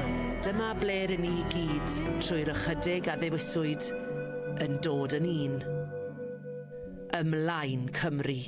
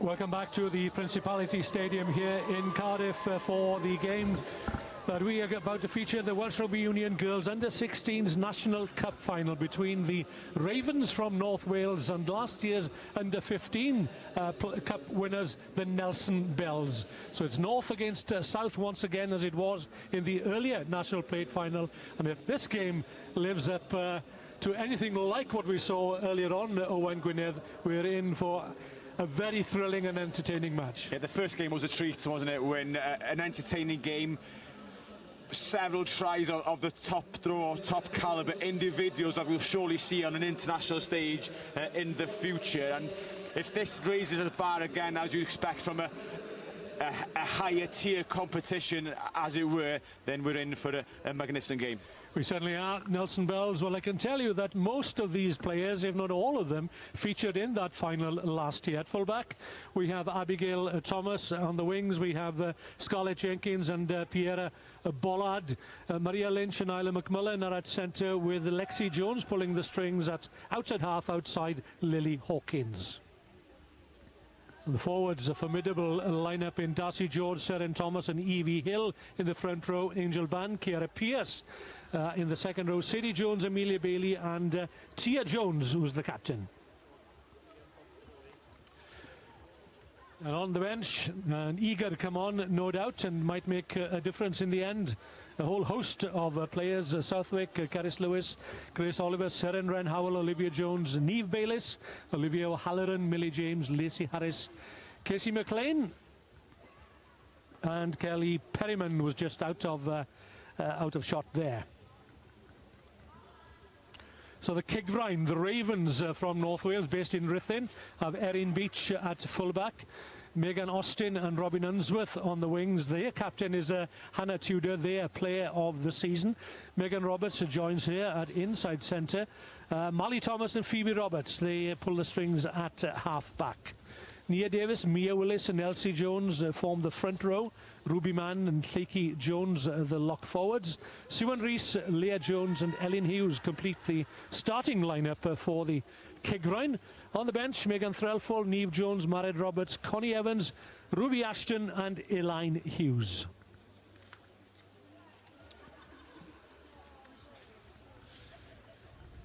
So it's turned a little colder here in Cardiff as we await the protagonists to come out from the tunnel.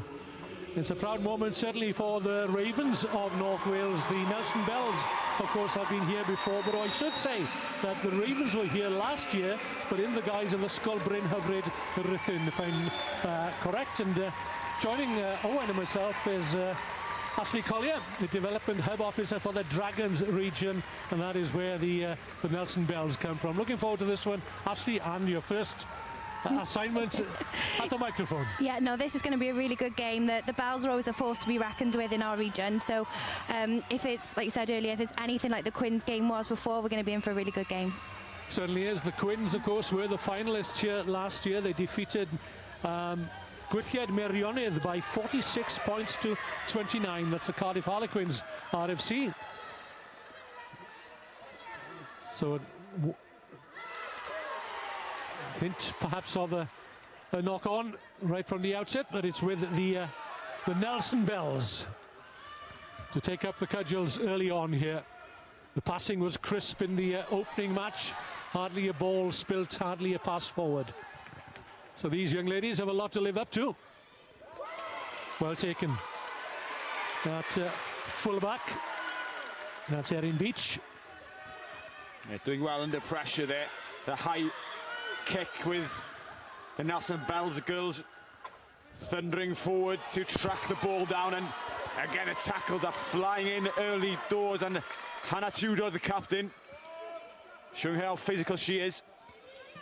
Yeah, one or two of these girls have already made the step up to under 18 level, of course, so we expect some good skills. And they've been playing since they were some 6, 7, 8 years of age. So first mistake then from the Nelson Bells. Ball nudged forward, referee waiting for advantage. And Nelson Bells certainly with powerful runners in there, forwards and backs. The second knock-on. So referee will call them back. And good crowd in the grandstand beneath us here. You can tell that they're not on the far side of the field, which is usually bathed in sunshine. Well wrapped up against the cold here in Cardiff.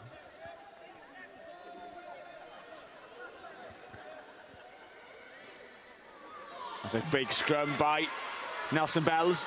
Drive coming forward, and that opened the door for the centre. Can she go all the way? That's Isla McMullen. So the first thrust then coming from the Nelson Bells.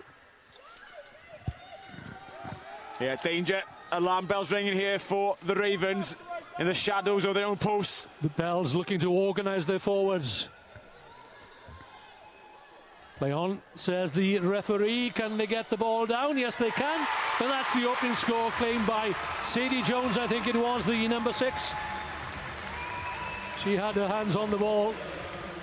But it's looking ominous, isn't it, already, Ashley, for the North Wales side, as the Nelson Bells started off here as they finished last year. Yeah, and that's the way that they would have wanted to start it today. So I don't think they would have been happy if they started any other way than drawing first blood. So they'll definitely be happy down there right now. And they seem like a very physical side, already probably showing they are superior potentially in that aspect, and a step up to the Ravens, who are not used to playing the team from down south. No, I think obviously with how hard it is with the travel at the moment and the cost of travel, a lot of our female hubs tend to stick quite local with their games. So it's nice to be able to see, you know, one side of Wales competing with down the complete opposite end, and it'll be interesting to see how this looks. So to take this conversion, it's Mariah Lynch, makes no mistake. And the Nelson Bells lead the Ravens from Ruthin from the RGC Rugby Gogledd Cymru region by 7 points to 0. The try scored by Sadie Jones, who I'm told was a keen cheerleader before taking out rugby. Well, she deserves all the cheers and plaudits for that effort.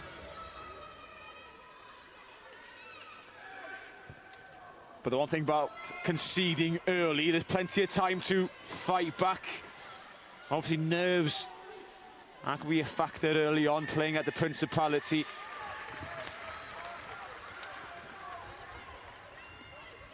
So the Ravens penalised. A chance for the Bells to kick for territory here. A swirling breeze blowing through the Principality Stadium may well have affected the flight of the ball. Not much ground gained. So this line-out will take place on halfway. But it does feel when the Nelson Bells have stepped up the intensity. We were impressed with the first plate final, but they do seem to be a notch higher in terms of their intensity and physicality so early on. So Seren Thomas is the Nelson Bells hooker, looking for the jumper. 5 players in the line-out for the Nelson Bells. Just about managing to palm it down. Not straight, says the referee.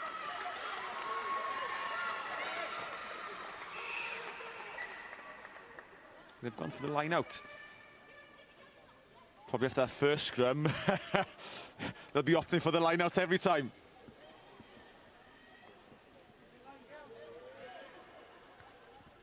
So a chance then for the Ravens to get possession perhaps and see what they can do, but it's been stolen at the front. The line out's not won clearly.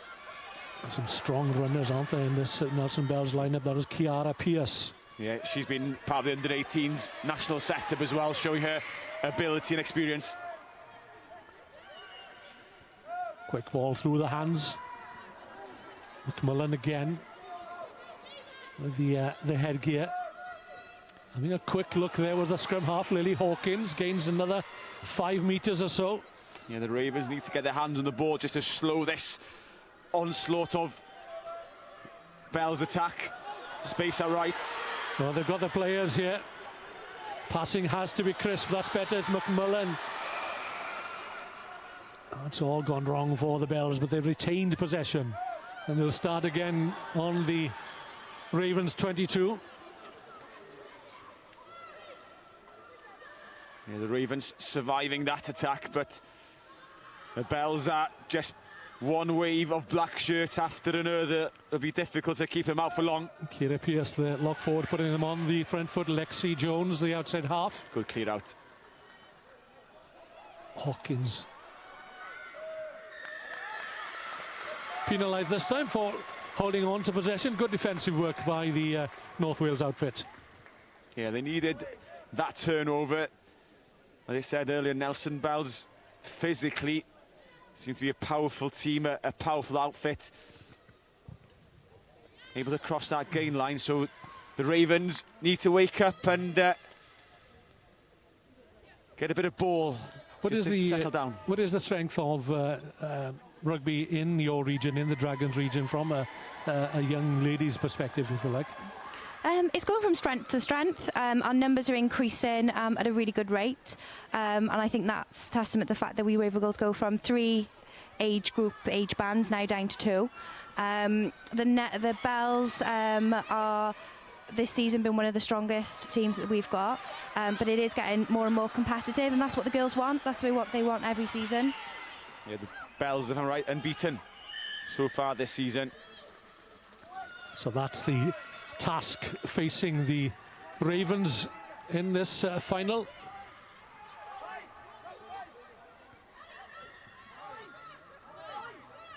So let's take the penalty from the correct spot. And a chance to kick for territory here falls to Mally Thomas. Looking to get good distance. That'll do. That was a good old punt.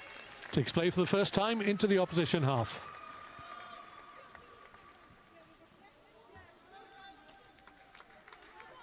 We praised the ambition, didn't we, of both sides in the plate final. And look how the Ravens' backs line up here, right across the field. Good depth. Plenty of width. But the first element, of course, is winning the ball at the line-out. And it will be a concern for the Ravens so early on. The scrum not working, the line-out for the second time not working effectively. Nice step. Up to halfway.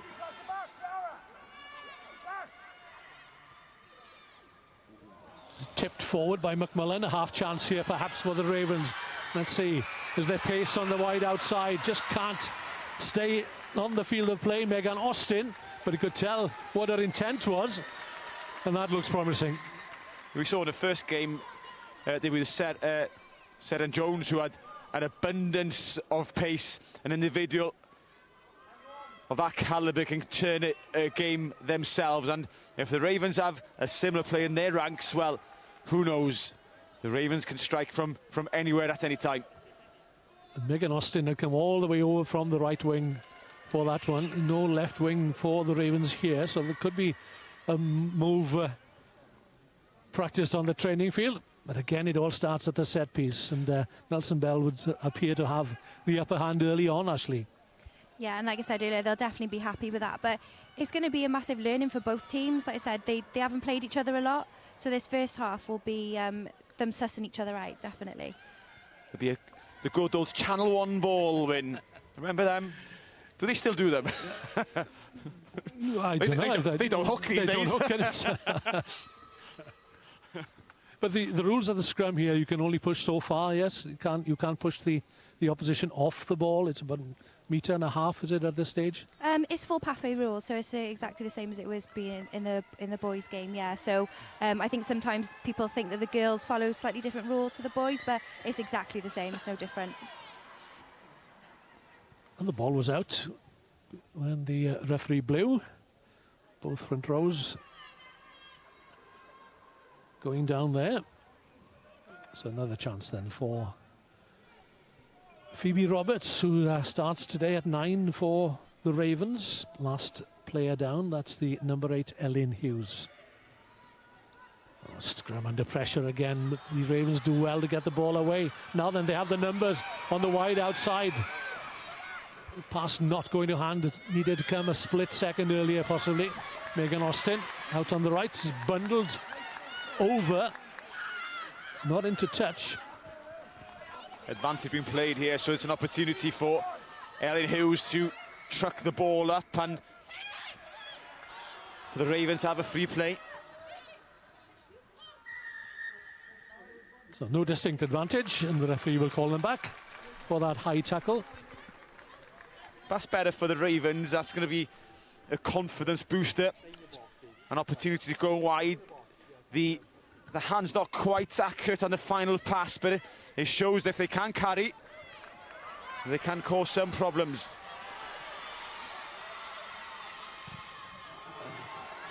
Good clearance kick.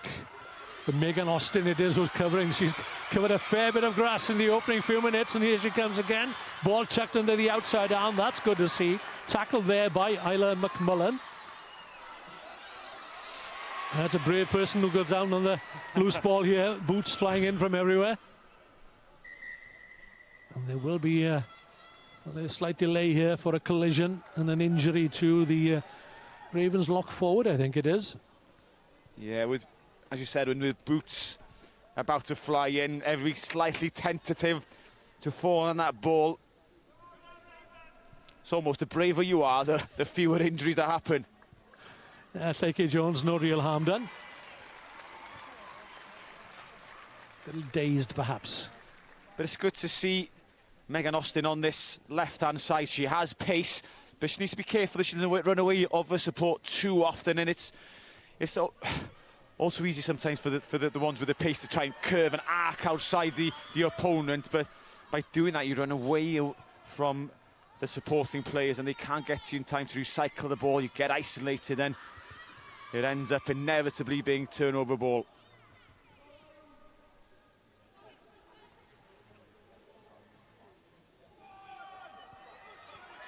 This time the Ravens get the drive, get the power on, pressure. Ball spilt by McMullen. Good work by the Ravens. Dug out by scrum half Phoebe Roberts. The Ravens on the front foot here, but it's been lost, or has it? There's a good jackal in there by a couple of the Nelson Bell girls. But the Ravens, especially in that scrum, they seem to have stabilised a bit in that set piece. Give them some platform. And a near interception. And Megan Roberts. So let's see whether the Ravens can repeat that pressure. Good work, number 8. Picking up Ellen Hughes. Gaining some 10 metres or so. Like the way that the outside half of her arms out ready to receive the ball. No harm done here. Bit of luck perhaps, then you need your luck. Game has settled a little bit, hasn't it? Ravens starting to find some sort of rhythm building.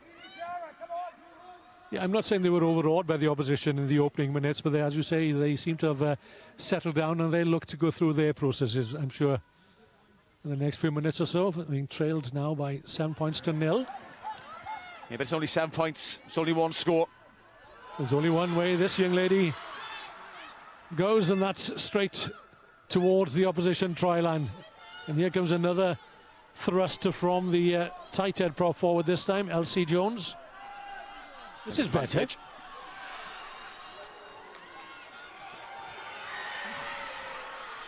So slowly but surely, the Ravens are making their way upfield. They're finding their feet, aren't they? They're starting to read their opposition better, and hopefully we'll see more scores coming on the board soon, whatever side that's going to be. Oh, again, that's just a momentum killer. Well, the temperatures have dropped in the last half hour or so, haven't they, Owain? And these girls have been waiting for the opportunity to come onto the field. And it is difficult, I can imagine, if you've been warming up next door or sat in the stands, hearing the game going on beforehand.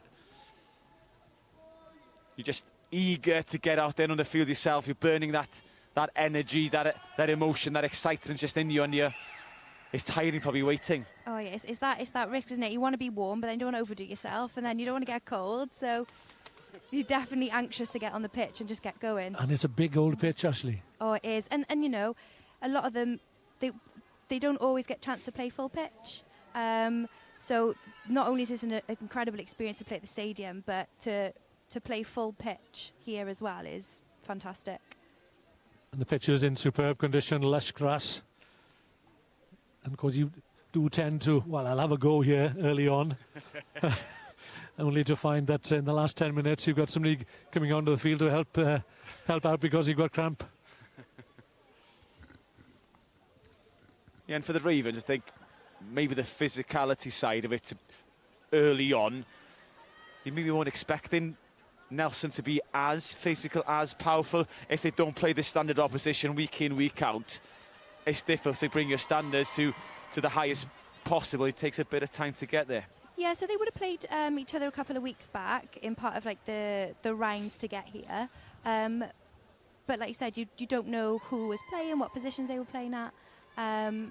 So it's interesting to see how they're vibing off each other and how it goes. So what would the qualification process be like for these finals? So we started off in their own region. So we did a southeast, a southwest, and then a North Wales round. So the Bells went through as the winners for the Cup, and then obviously in the previous game that was the Quins in the plate. Then they combined then with the winners of the west side and up in North Wales. And then they had a play-off there then, and then the top 2 teams of that came through to the final. So they would have played each other in that round, the last round we just went through. But apart from that, probably hadn't played each other this season, maybe even not even last season.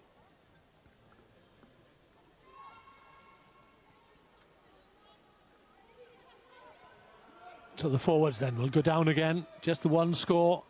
Nelson Bell's 7. The Ravens 0, looking to get back on terms. Good contest at the scrum. Ball spun out from Lily Hawkins into the hands of Isla McMullen. She's seen a lot of the ball in the opening 15 minutes or so. Determined run here from Angel Band. Yeah, Ravens are committing many players to that breakdown. Good carry. Powerful run. Evie Hill. Can't miss Amelia Bailey, can you, with that lime green headgear? You've got to be able to be a good player to wear green. No, she is a good player, so it's definitely why she likes to stand out, for sure. Chance here, half chance if the ball can be spread wide. Good tackling from Megan Austin. Wrapping the ball carrier up in play as the bells come again on the narrow side. Asking Evie Hill to do the initial work. 15 metres or so out. An injury to a Nelson Bells player, and she's in a very awkward position there, so close to play. No wonder that the referee blows. Some powerful carries in there for Nelson Bells again. They're showing they're capable of keeping it tight and winning that close quarter confrontation. Yeah, they seem to relish the forward encounters, don't they, the Nelson Bells? They know that they have superiority in the ball-carrying department. And it's about par, I think, in the scrums at the moment. Yeah, and the Ravens, we were pleased at how they reacted there. The first scrum, they were demolished. They were smashed to smithereens, but they've reacted well. Because you always hope for parity up front, don't you, to give your backline an opportunity to work their magic. But just at the moment, the feeling is that Nelson do have the upper hand, especially in the looser aspects of forward play.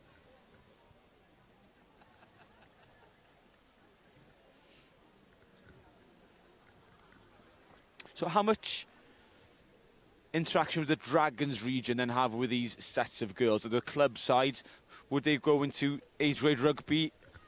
Yeah, so a couple of them in the under-16s will play up into the Dragons, into the under-18s. So there's quite a few girls on that field right now that play for the Dragons. So in that aspect, that's the interaction that they get with them. But we've got Caris Hale that's in the Dragons is always coming down to skill development centres to watch the girls when we run them. So she definitely tries to get as much interaction with them as possible. And the injured player back up on her feet and straight back down into the scrum. That's Evie Hill, number 3, and under 12 national champions in netball and a black belt in Shotokan karate. So don't mess with her. She's clearly multi-talented then. She certainly is, an all-round sports lady.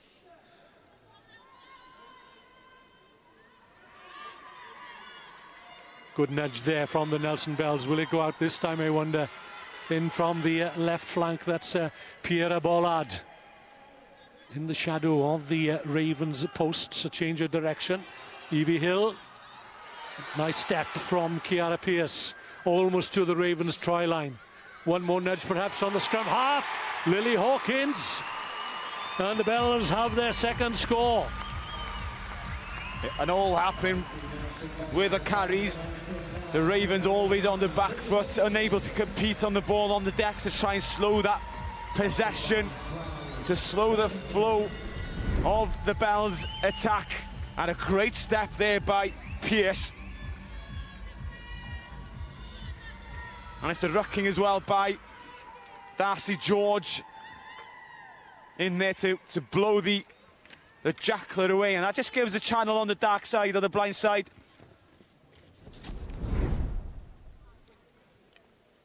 Let's go for a second try. A great score. And the Bells.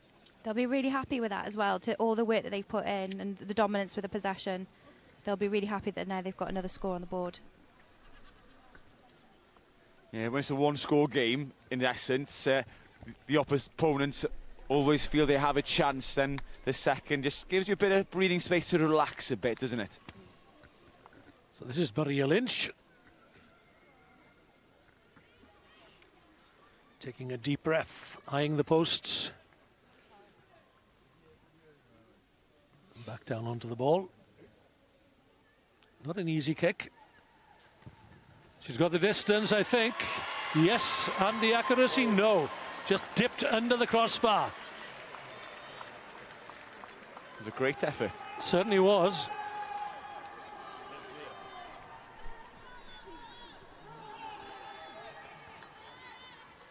So Nelson Bell's 12. Ravens yet to open their account. It's a daisy cutter, I think, is what they call that one. It worked. I don't want to upset the groundsman and say that there might be daisies on the ground here, because I'll hear about it. You will hear about it.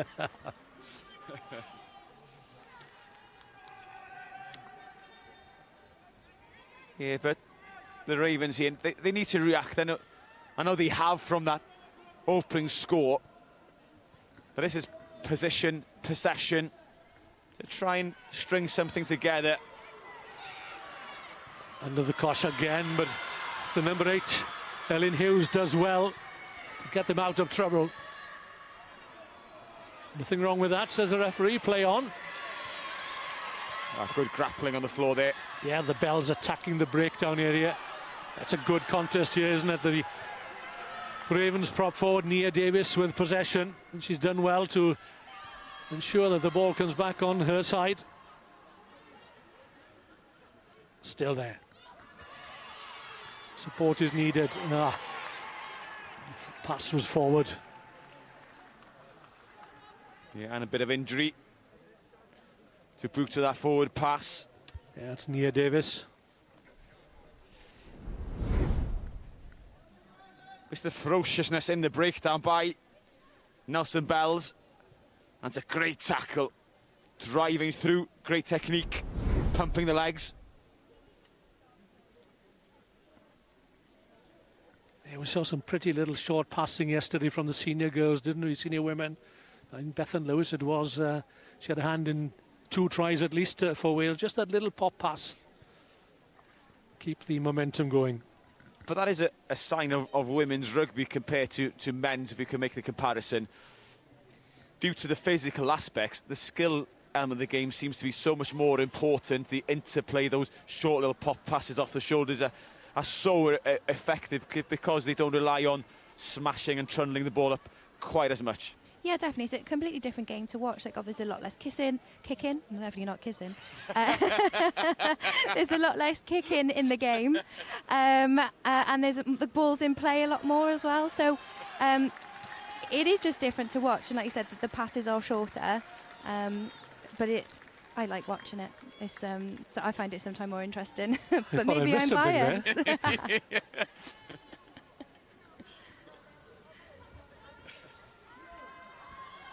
So 12 points to 0. That's the advantage of the Nelson Bells, playing in the black and white shirts. Good drive coming through from the Ravens, but it's there at the feet of second try scorer Lily Hawkins, looking for the wide outside. High tackle will be penalised. She started tough, too high, didn't she? And slid down.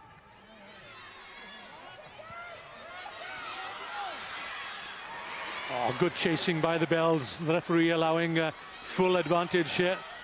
The pass timed to perfection. There's Sadie Jones taking the ball up.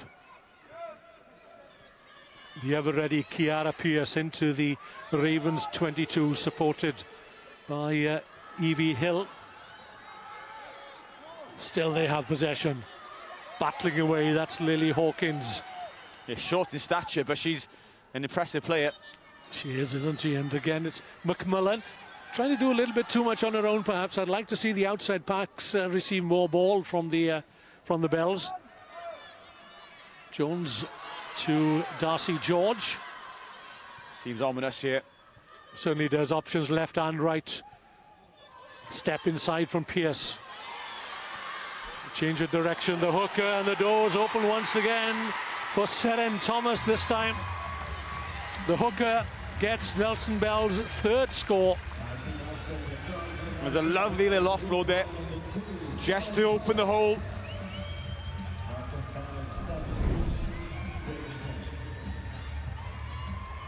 Yeah, by number 8, Tia Jones, just a little offload over the top. Drawing in 2 defenders. And the Ravens didn't have an answer. Yeah, Tia Jones was a star performer last year in the final, if I remember rightly, for the Nelson Bells. It's a neat, lovely little pass, wasn't it? Yeah, I think another one that's involved in the Wales under-18s setup. We were talking about names for the future. Yeah, she's likely to attend the Wales under-18s training camp. Talk about names for the future from the first game. Well, these are probably names that are in the future already. Some of the girls in the national setup. Maria Lynch, she tried to give that an almighty thump, knowing that she was a little short last time, but the direction as a result wasn't quite what it should have been perhaps. But Nelson Bells have a firm grip on this match, the final of the WRU under-16s Cup final.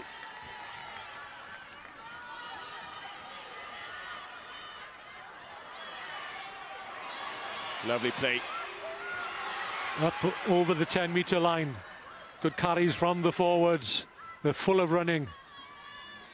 Amelia Bailey turns, lays it back nicely to Hawkins. Oh, it's a nice pass again. Pierre Bollard. Well brought down though. Hawkins, a lovely distributor of the ball, off left and right. Fair play to her, she's got a crisp pass on her. You've got to keep an eye on her. She times the pass so well. And a couple of times, what she's done well, she's picked the ball up, looks at pass, and then she's looked at kick in the same almost motion and passed it. So she's an elusive player in that sense. She holds the ball well. Yeah, she draws attention of the players around and then puts the ones outside into space.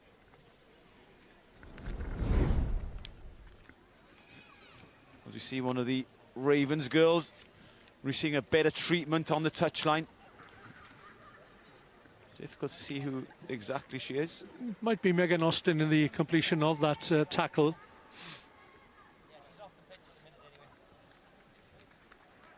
The Nelson Bells pack will be pleased with their performance in this opening 20 minutes or so of the Cup final. You could see Tia Jones there, the captain, just urging her players to keep their concentration as she's back of the line-out number 8. She scored 2 tries actually in the final last year, and added a conversion as well for good measure. 17-7 it was against the Cardiff Harlequins side.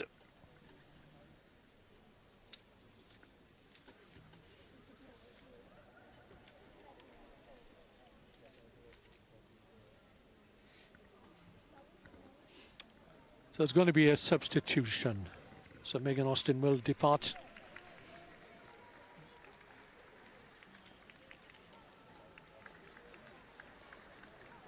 Yeah.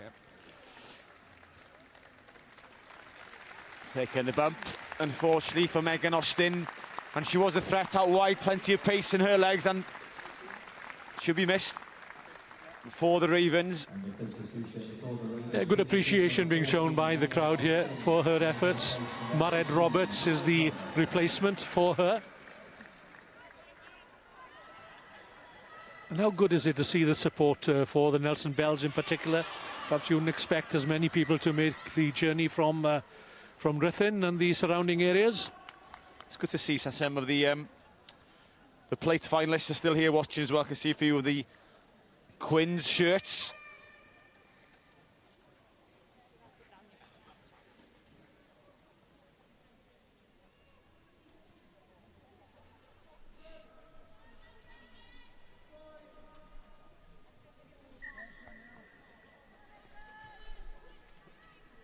The referee has a quick word with the 2 sets of forwards, just to explain how the binding needs to be precise. Ravens under pressure once again. Well spotted the gap. That's a very good kick. Excellent exits from the Ravens. And the Nelson 8 seemingly finding their mojo in the scrum again, putting pressure back on the Ravens.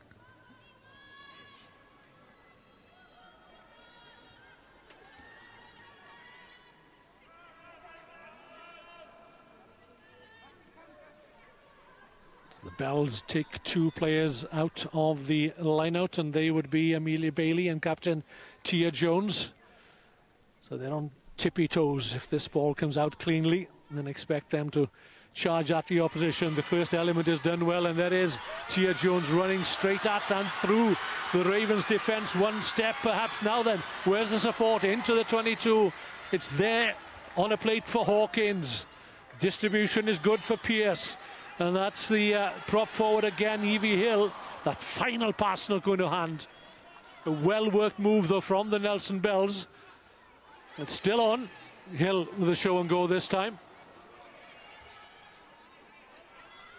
Hawkins distributes safely into the hands of Amelia Bailey. Well picked up by Lexi Jones. 5 metres short of the Ravens' try line. Looking for a 4th try. McMullen again decides to have a go on her own. Advantage being played. Forwards taking it up, and that's Sadie Jones looking for a second score, and she may well have had it.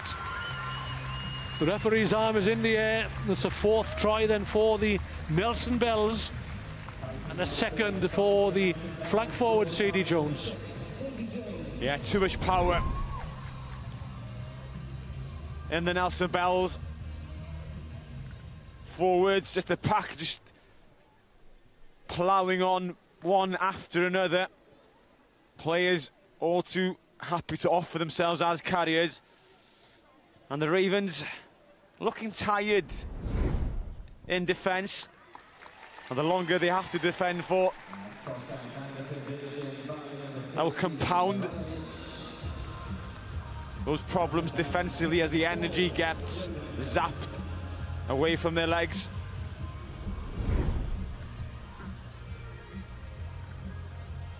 So you look again at the conversion, which takes Nelson Bells out to a 24-point lead. And even when they do make the odd error, Ashley, they still have time to recover and start again. Yeah, definitely. They're a really tight team. They know each other really well. They've got a really good captain in Tia as well. So I think this is hard now for the Ravens, with it being very dominantly one-sided. They keep the head in the game, keep motivated, and still try and get something on the scoreboard, because there's still plenty of time for them to do so and make a good game out of it. Certainly competing, and then more so than at the breakdown. Jones again, the captain, brushing aside the first tackler, Pearce.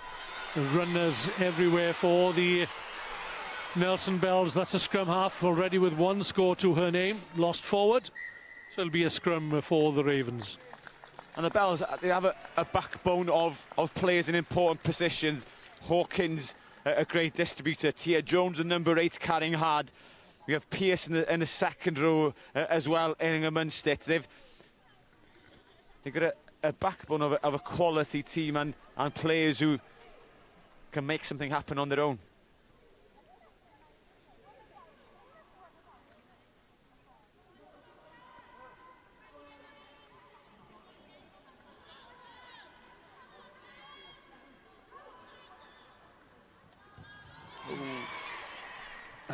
Unfortunate there, unlucky.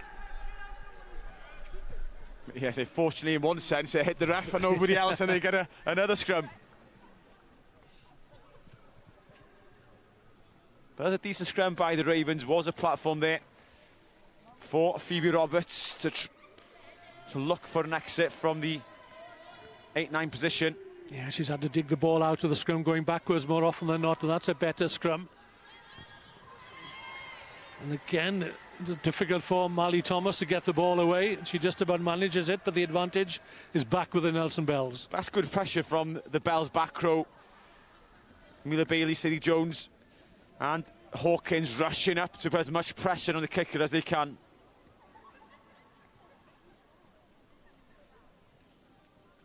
So where will the ball go this time? Seren Thomas knows where it needs to go. Safely into the hands of Hawkins. Tia Jones on the barnstorming run straight through. Can she get it on her own?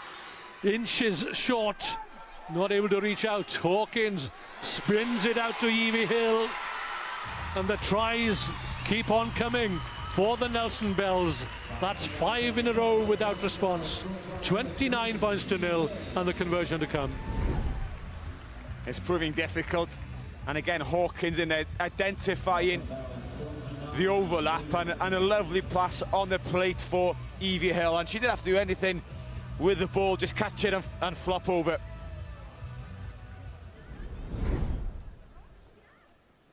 And we've seen why they're unbeaten so far this season. Yeah, this is definitely giving you an image. The floodgates have definitely opened, haven't they?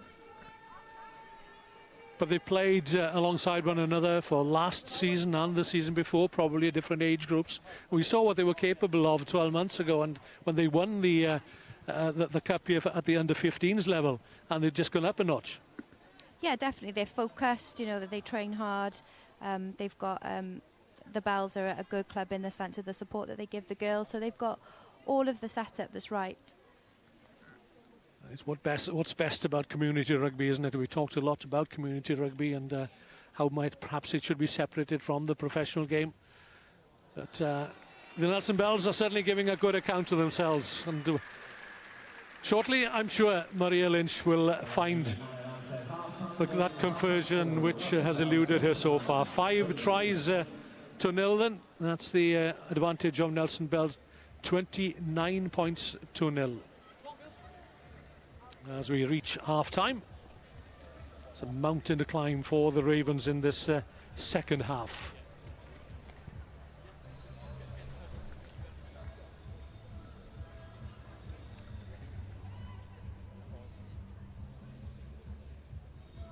Guys, can we bring the little lad on the pitch for the huddle? Yeah? I think so.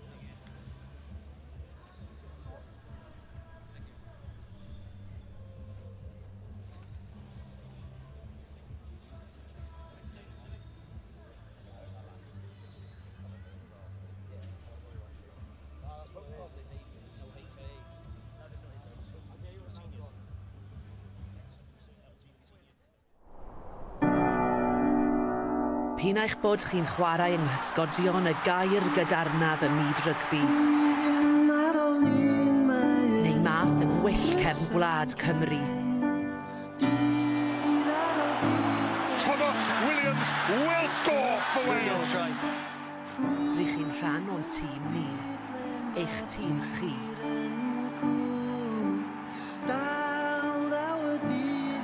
Around the corner they come through Snowsell, and Jasmine Joyce gets there.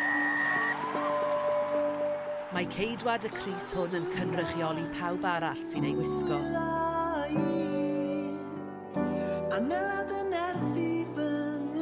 Bron a chyrraedd, un hyrddiad arall a dyna'r fuddugoliaeth.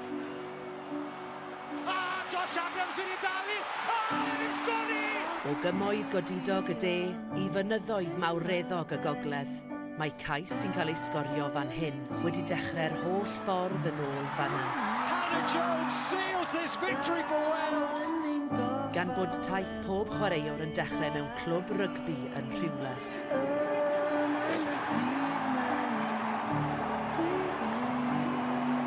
Out to David Butcher. Butcher back inside to Fenwick to Bennett. Oh, this is going to be the cry of the championship.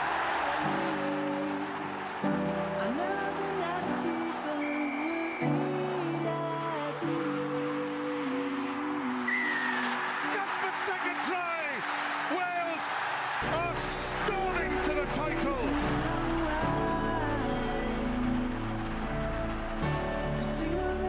Heb hyn, ac hebddo chi, bydden ni byth yn dyst I hyn. To put the seal on the win, to put the cream on the Grand Slam cake.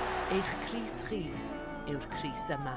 Eich gêm chi yw'r gêm yma.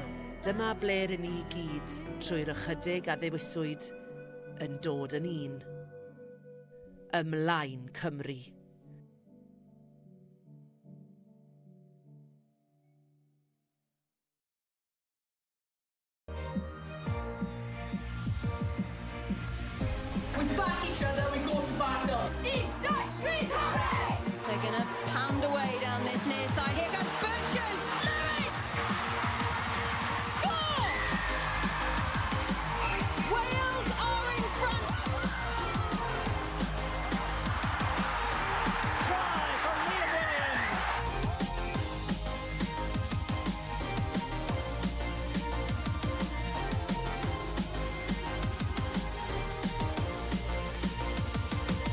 need groups like this that can have children who've got all different abilities and they can just blossom in that ability.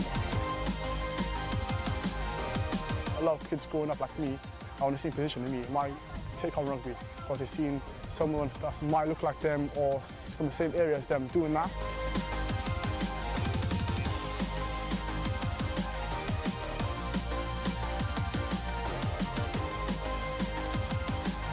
We can use rugby as a vehicle to empower people to see that they can actually do much more, then it's worth its weight in gold.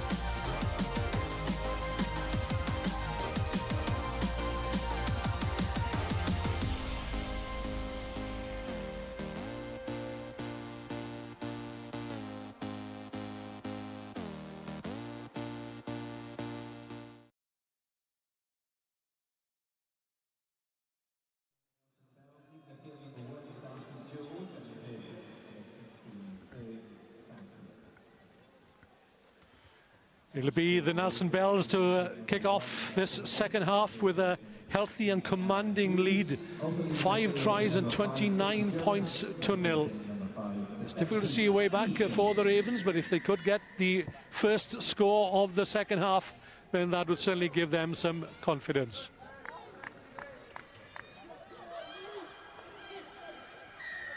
And a penalty. A good start for the Ravens with a tap and go. Conor Dunn is our referee for this match. So the Ravens get another bite at the cherry, but that slight indecision gave the Nelson Bells an extra yard or two. Yeah, Amelia Bailey came flying up. It'll be advantage to the Bells, and Tia Jones knows exactly what to do when advantage accrues. Bailey once more turns, lays it back. Although Hawkins has to dig for that one. McMullen brushes away aside the first tackle. Still driving forward. The impetus, the momentum is with the Bells. Looking to start the second half as they finish the first. With Ciara Pearce holding on, driving forward, 5'4", 3 metres short of that Ravens try line. Look out for Hawkins, not this time. And this young lady's on a hat-trick. Sadie Jones, ball somehow goes loose, but no distinct advantage. And the referee will call them back for a scrum. Yeah, the Bells carrying with plenty of conviction. And the Ravens just can't just nail their players down to the floor early enough, and that's one thing to say about the Bells. They just won't go down. They keep pumping those legs. They're just saying, no, I'm not going down. Well, how do you defend, isn't it? The relentless play from the Nelson Bells. And you just feel that when somebody is about to get tackled, you know, she pops up the ball, knowing that somebody else is going to be there to carry the ball forward. Very impressive, it has to be said. One or two girls blowing here, and cramp is beginning to set in, Natalie, isn't it? Yeah, definitely. You know, especially for the Ravens, constantly being on the back foot is going to be extremely tiring, both physically and mentally for them. So, but the amount of pace that the Bells have been putting forward, I'm impressed that they don't look like they're tiring as of yet. Well, that's certainly not good news for the Ravens.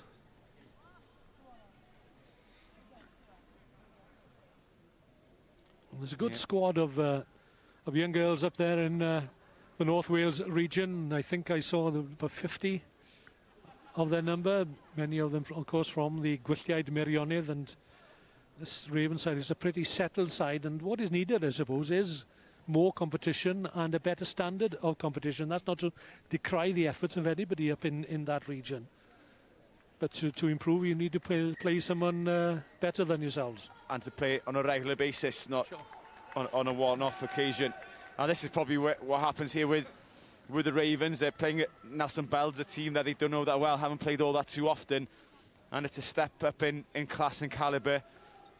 And maybe if they played a few more times, then that gap would close. Belen Hughes has been impressive when she's had to carry A lot of responsibility on the back of that scrum, which has been under pressure. She's had to do a lot of work, hasn't she? And it could all go so wrong for a number 8 trying to dig the ball out from the scrum, going backwards time and again. Good work by Marley Thomas getting the ball away under pressure. Yeah, good touch fight under pressure, but the Ravens, in every carry, were being knocked backwards, and unfortunately wasn't much option but to kick for the safety of touch. But it's a possession to the Bells in the 22. All the Nelson Bells backs are pretty close to one another. Again, Tia Jones and Amelia Bailey have dropped out of the line-out. That can't have been straight.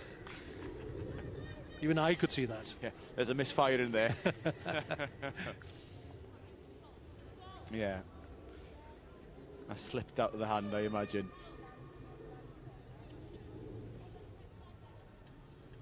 That's probably one of the first mistakes from the Bells. Probably. Showing how accurate they've been throughout this 30-40 minutes. Sadie Jones, the flank forward, right down the front there, preparing to lift Angel Band. They can't prevent the ball from going back on the Raven side. Out cleanly to Marley Thomas and gains another 10 metres or so. That's better. Strategically a good exit. Clean ball in the line out and pumping the ball downfield. But again, because it's a bigger pitch than they're probably used to playing, finding touch isn't as easy as it probably usually is on the park pitches. That's a better throw-in from Seren Thomas this time, one of the 5 try scorers. Tia Jones to McMullen. She's a bundle of energy, isn't she? Setting it up 5 metres out. And here goes Amelia Bailey. Finally, the Ravens get her to ground. There is the Ravens try line beckoning in the background. Evie Hill is over for her second, and the Nelson Bells 6th. Just flopping over, really. All too easy, the floodgates have opened, and that's what happens with relentless pressure, relentless attacks. Defence gets tired physically and mentally. They just quite number up properly. And yeah, the Bells crashing over for another try. And the scoreboard ticking along all too quick from a Ravens perspective. Yeah, they'll certainly benefit from this experience, however difficult it might be for them, and for the Ravens captain, knowing what to say in these circumstances is difficult, really.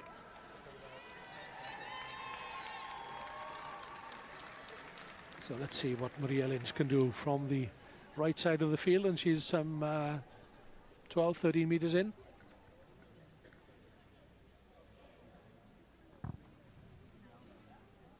Again, she's pushed it wide of the upright. She's clearly frustrated that the kicks aren't finding their mark.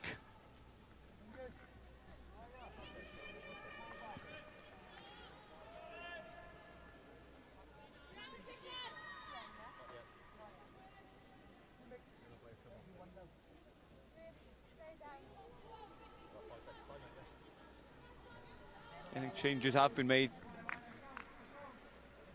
Look to freshen a few legs. Was that Ellie Hughes trying to get the ball off the ground, the number 8? Looking for distance, perhaps. Oh, good tackle.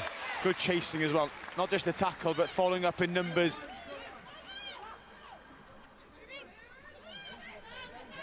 A kick is always only as good as its chase.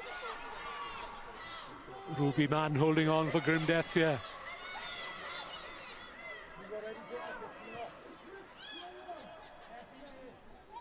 Nelson Bells trying to hold up the ball carrier, and they've managed to wrestle the ball from her grasp as well as they set off downfield through Fern Southwick.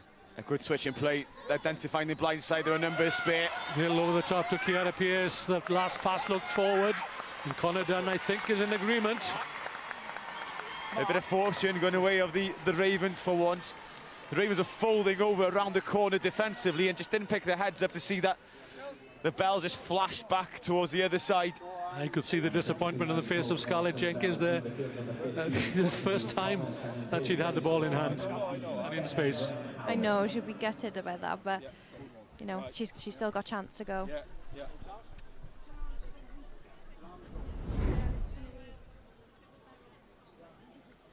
Lovely pass, hasn't she, as Hawkins, the scrum half. That's well done, that pass, isn't it, from Evie Hill. Difficult control when you're at full tilt.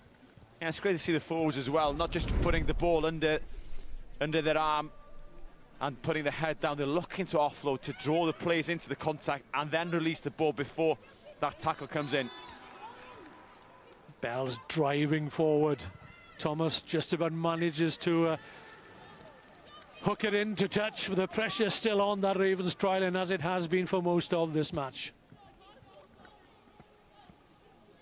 They have a number of substitutions ready to come on, just again reflecting the depth in numbers in the Bells lineup.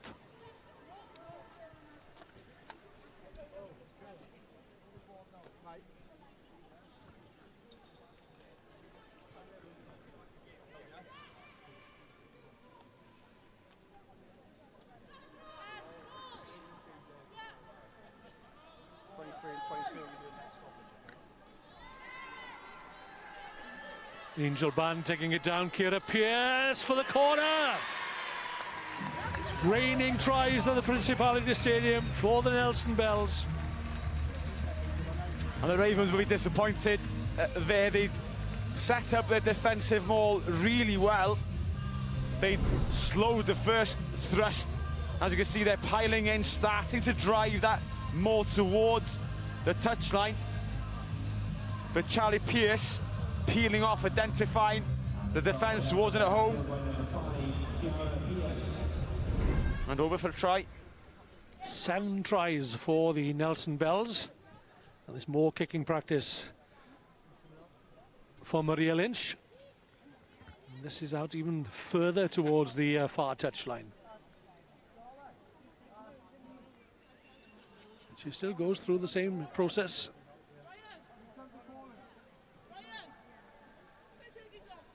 Few steps to the side.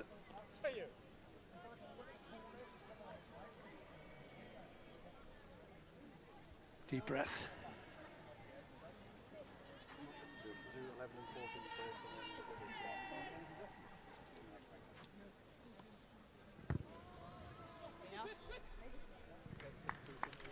It's another good effort. Just won't go over, will it?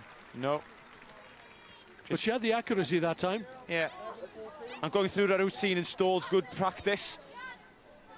And when the power increases as she matures,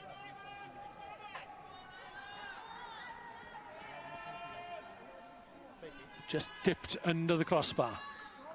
11-14. So changes all round in the Nelson Bells lineup, and Scarlett Jenkins, number 14 there, sprinting towards the far touchline. About the only ball she did have in hand was a forward pass, and she's suddenly replaced. Lynch. Support from a replacement.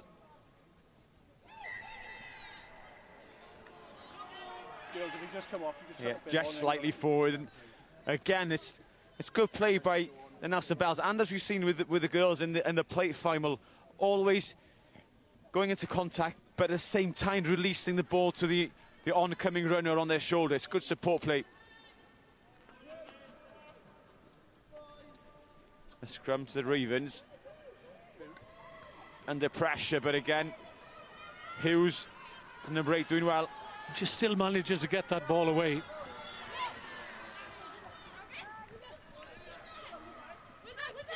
Ravens finding it difficult to make any headway. That's Megan Roberts. It's one tackler after another, just flying into that contact, giving the Ravens no time at all to try and set a ruck up to calm things down. It's just sometimes just shoveling the ball on when they just should be trying to hit the deck.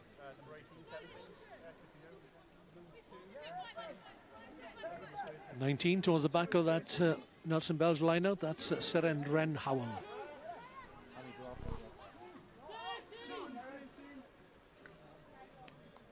Great to see so many supporters here, friends and families. They've just seen themselves on the big screen. There's always one, isn't there? And it's probably the same one every time. Not a good look.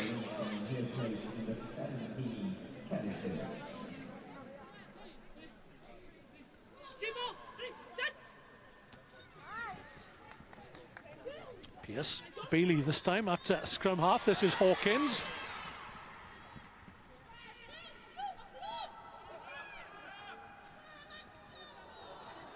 It seems as if everybody wants to have a crack here now from the Nelson Bells. Bailey again. She's shown up well this afternoon. Yeah, multi-talented, isn't she? Showing a passing ability off the deck as a scrum half and a powerful runner as well. Yeah, Amelia Bailey actually was the mascot for Wales against Georgia here in 2017, so she had a first taste of the Principality Stadium with a near-capacity crowd, I dare say, and she thought, I wouldn't mind having more of that. If I remember rightly, Wales nearly lost that game as well. In 2017, and then they did lose. And the physios are having their work cut out at the moment. It's no surprise, really, because there's been a lot of running from the Nelson Bell side. No surprise to see that one or two getting cramped up here. 39 points to 0.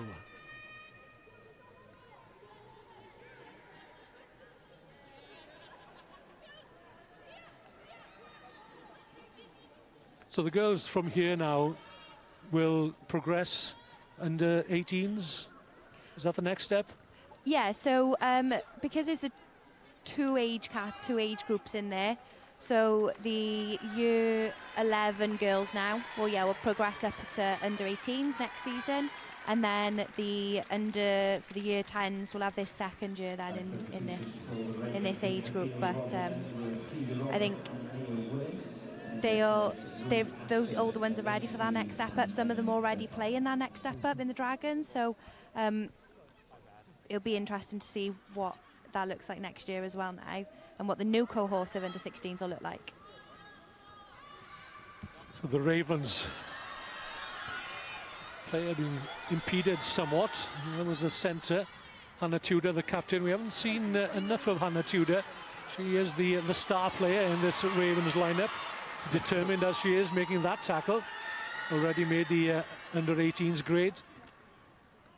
McMullen brushing aside two would-be tacklers and getting into a stride over the 10-metre line. This could be a dramatic score over halfway, not quite this time. Curse of every commentator.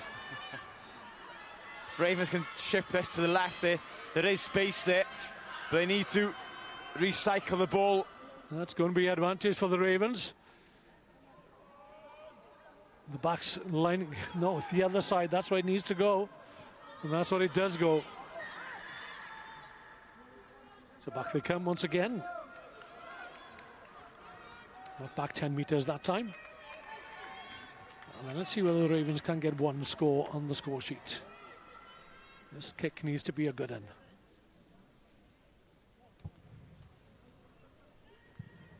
Rolling away, not quite into touch. Safely gathered by Millie James, I think it was, or did it go forward? Yeah, dragged forward, I think, as you try to keep it alive in the field of play. That's unfortunate.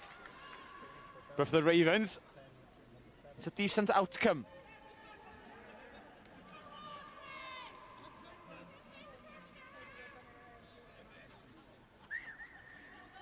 The width of the field to play with here. If they can just try and manufacture an opportunity. Strangely feeding on the opposite side.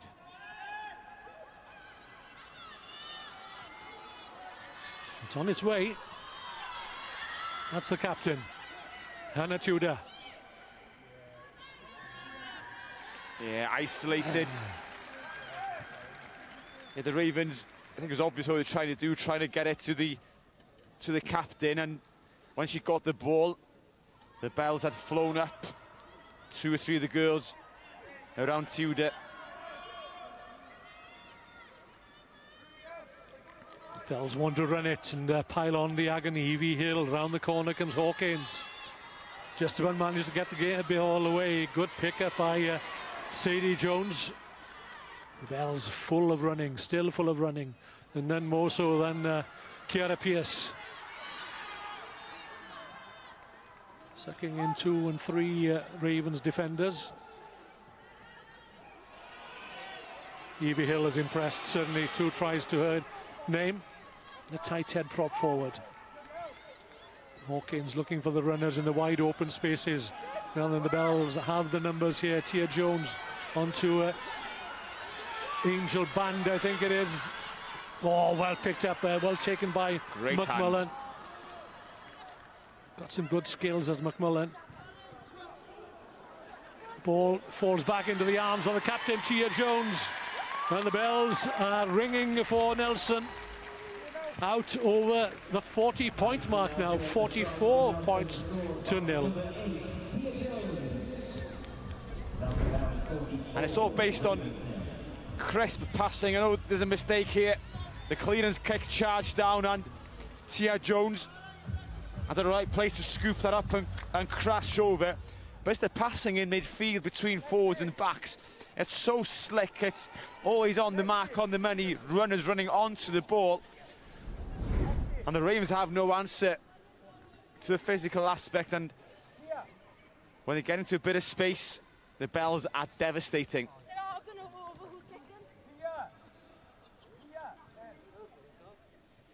The Bells haven't eased off at all, either of they. So it's not like they've got complacent and thought, oh, you know, they're not going to win or anything.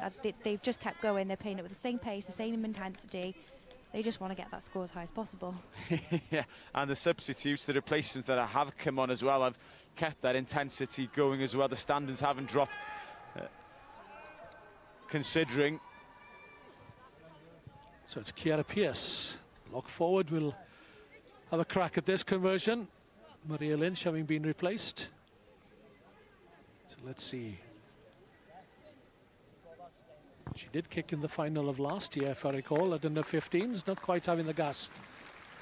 Was it Earls, the Aussie, former Australian captain, second row, who's to be a kicker as well? Yeah, John Eales, yeah.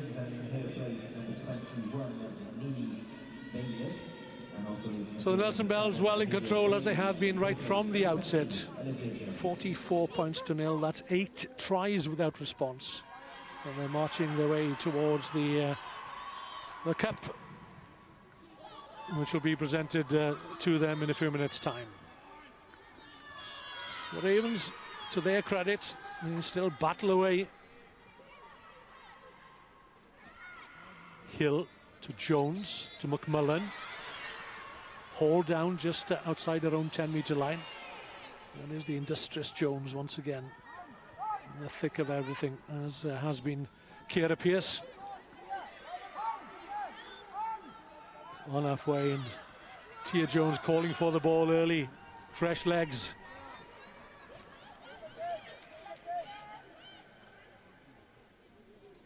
Again, the big runners hitting the angles, and the Ravens, their legs have gone. Seemingly they can't get back into position in time, and the Bells just running onto the ball. If this goes out to the right, it has to be a try. There's nobody marking 4 players. Yeah, wouldn't you know it? It comes out onto the left, and any number of blue shirts waiting. This time it has to go, surely. Hill, Tia Jones for the try line. And Ciara Pearce probably willing her to come round under the posts for an easier conversion. 49 points to nil. So the Bells actually came back from tour this weekend. So they've been away with some of the other age categories, and they travelled back specifically, obviously, for today. So I bet they're very happy that they did that. Probably well primed and well focused, as they have been throughout this match.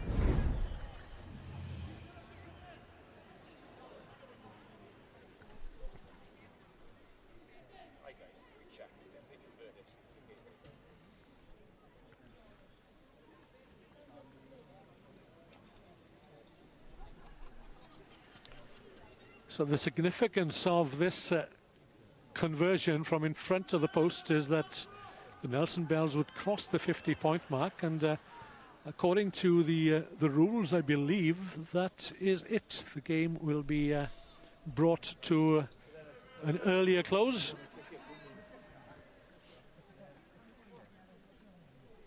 So from in front of the posts, Ciara Pearce.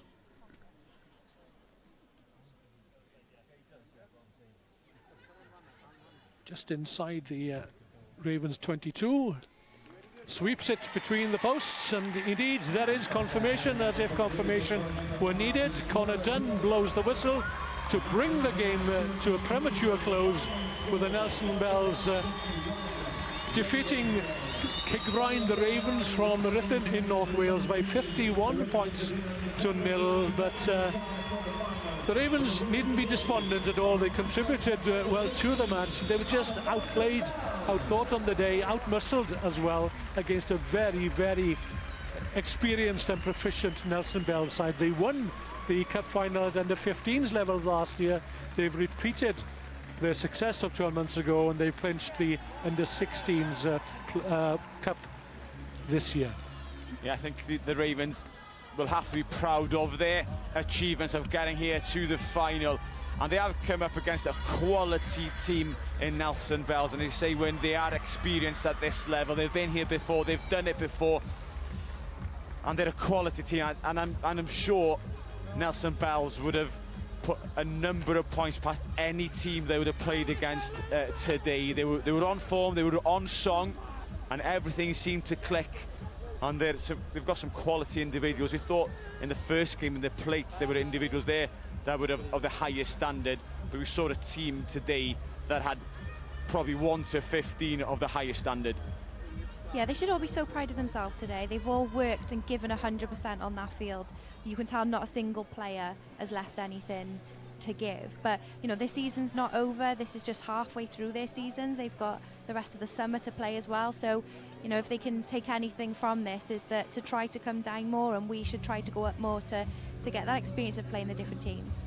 They certainly have enough to work on, enough to build on, and I'm sure that their day will come. We've already seen Gwylliaid Meirionnydd, the other North Walian side, put up a good account of themselves, but this was at a different grade altogether, a step up. And the Nelson Bells, well, there's some very, very promising players in that lineup, and it'll be interesting to see the likes of Tia Jones, Ciara Pearce, Sadie Jones, Amelia Bailey, Lily Hawkins, Evie Hill probably, and Isla McMullen, all coming through at under 18 levels, and then who knows. So in terms of the rest of the season, again, will they be playing within their own region, or is there any other competitions to come towards the end of the season? So they'll be playing with local again. So the Bells are in a competition with everyone from the Dragons and everyone from the Cardiff region. Then they can play friendlies then as far up and down as Wales and into England if they want to. So, but there's plenty of time for them to move around Wales. It's just really difficult with travel at the moment to create something that they could play in a Wales large, wide competition. Would there be much cross-border competition? We've seen the best in Wales here at this age group. Would the Bells be playing over the border at all? So they'll play friendlies over the border. There's no competition necessarily that they can play. So the Bells just come back because they should have had a fixture in England today. So that was what their tour was around. But they do try and look outside of Wales as well as in Wales, because they gain the experience from playing those teams they're not familiar with. So it's good for them to do so and not just stay in Wales as well. So just to remind you that we're on the road to Principality here at the Principality Stadium, and good camaraderie and respect shown by both sides here. This has been the final of the Girls Under 16s National Cup final,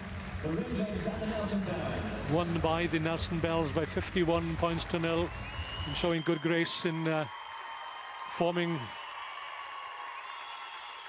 the channel there for the opposition to walk through and to receive their congratulations or commiserations.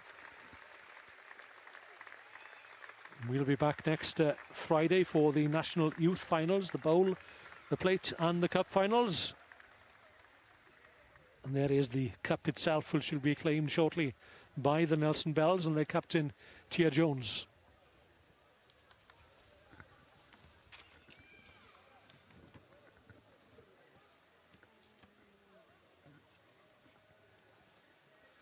We mentioned North Wales, you mentioned South Wales.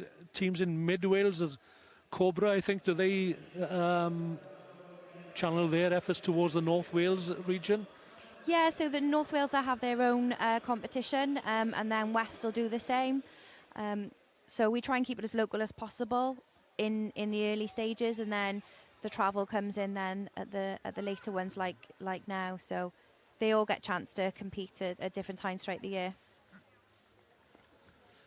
So we're just waiting for the presentation party to get organised as the Ravens come up then, led by their captain Hannah Tudor, to receive their runners-up medals. It's been a tough old afternoon, but the Ravens are still smiling, if not flying high.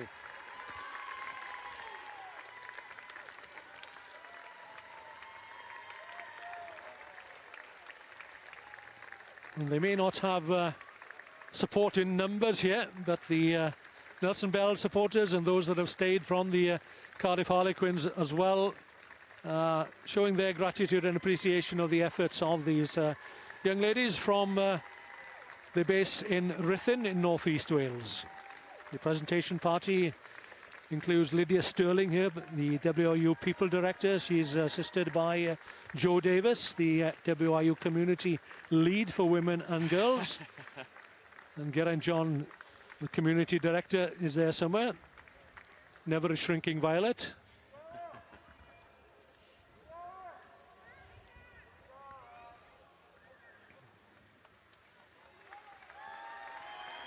So wait for the cheers then for the Nelson Bells, led by Lily Hawkins. Evie Hill and Isla McMullen, Kiara Pierce and Sadie Jones, 2 try scores, 2 tries to her name. Strong squad of 25 or 26 players, and 1 or 2 didn't make it today. Some injuries as well, but strength and depth clearly evident. And you had a feel for Maria Lynch there. Those conversions were very, very difficult. And she'll be telling her colleagues, well, for goodness sake, score near the posts next time. And finally then, the captain, Tia Jones, in amongst the try scorers. And she will collect the cup itself from Lydia Sterling, the WRU People Director. The pose and a moment for the photographs before rejoining her teammates.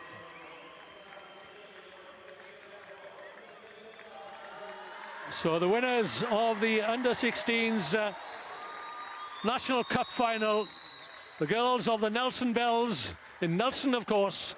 They were here last year when they clinched the Under-15s Cup Final. They've repeated their success by taking out the Under-16s Cup Final here in 2023. One more time.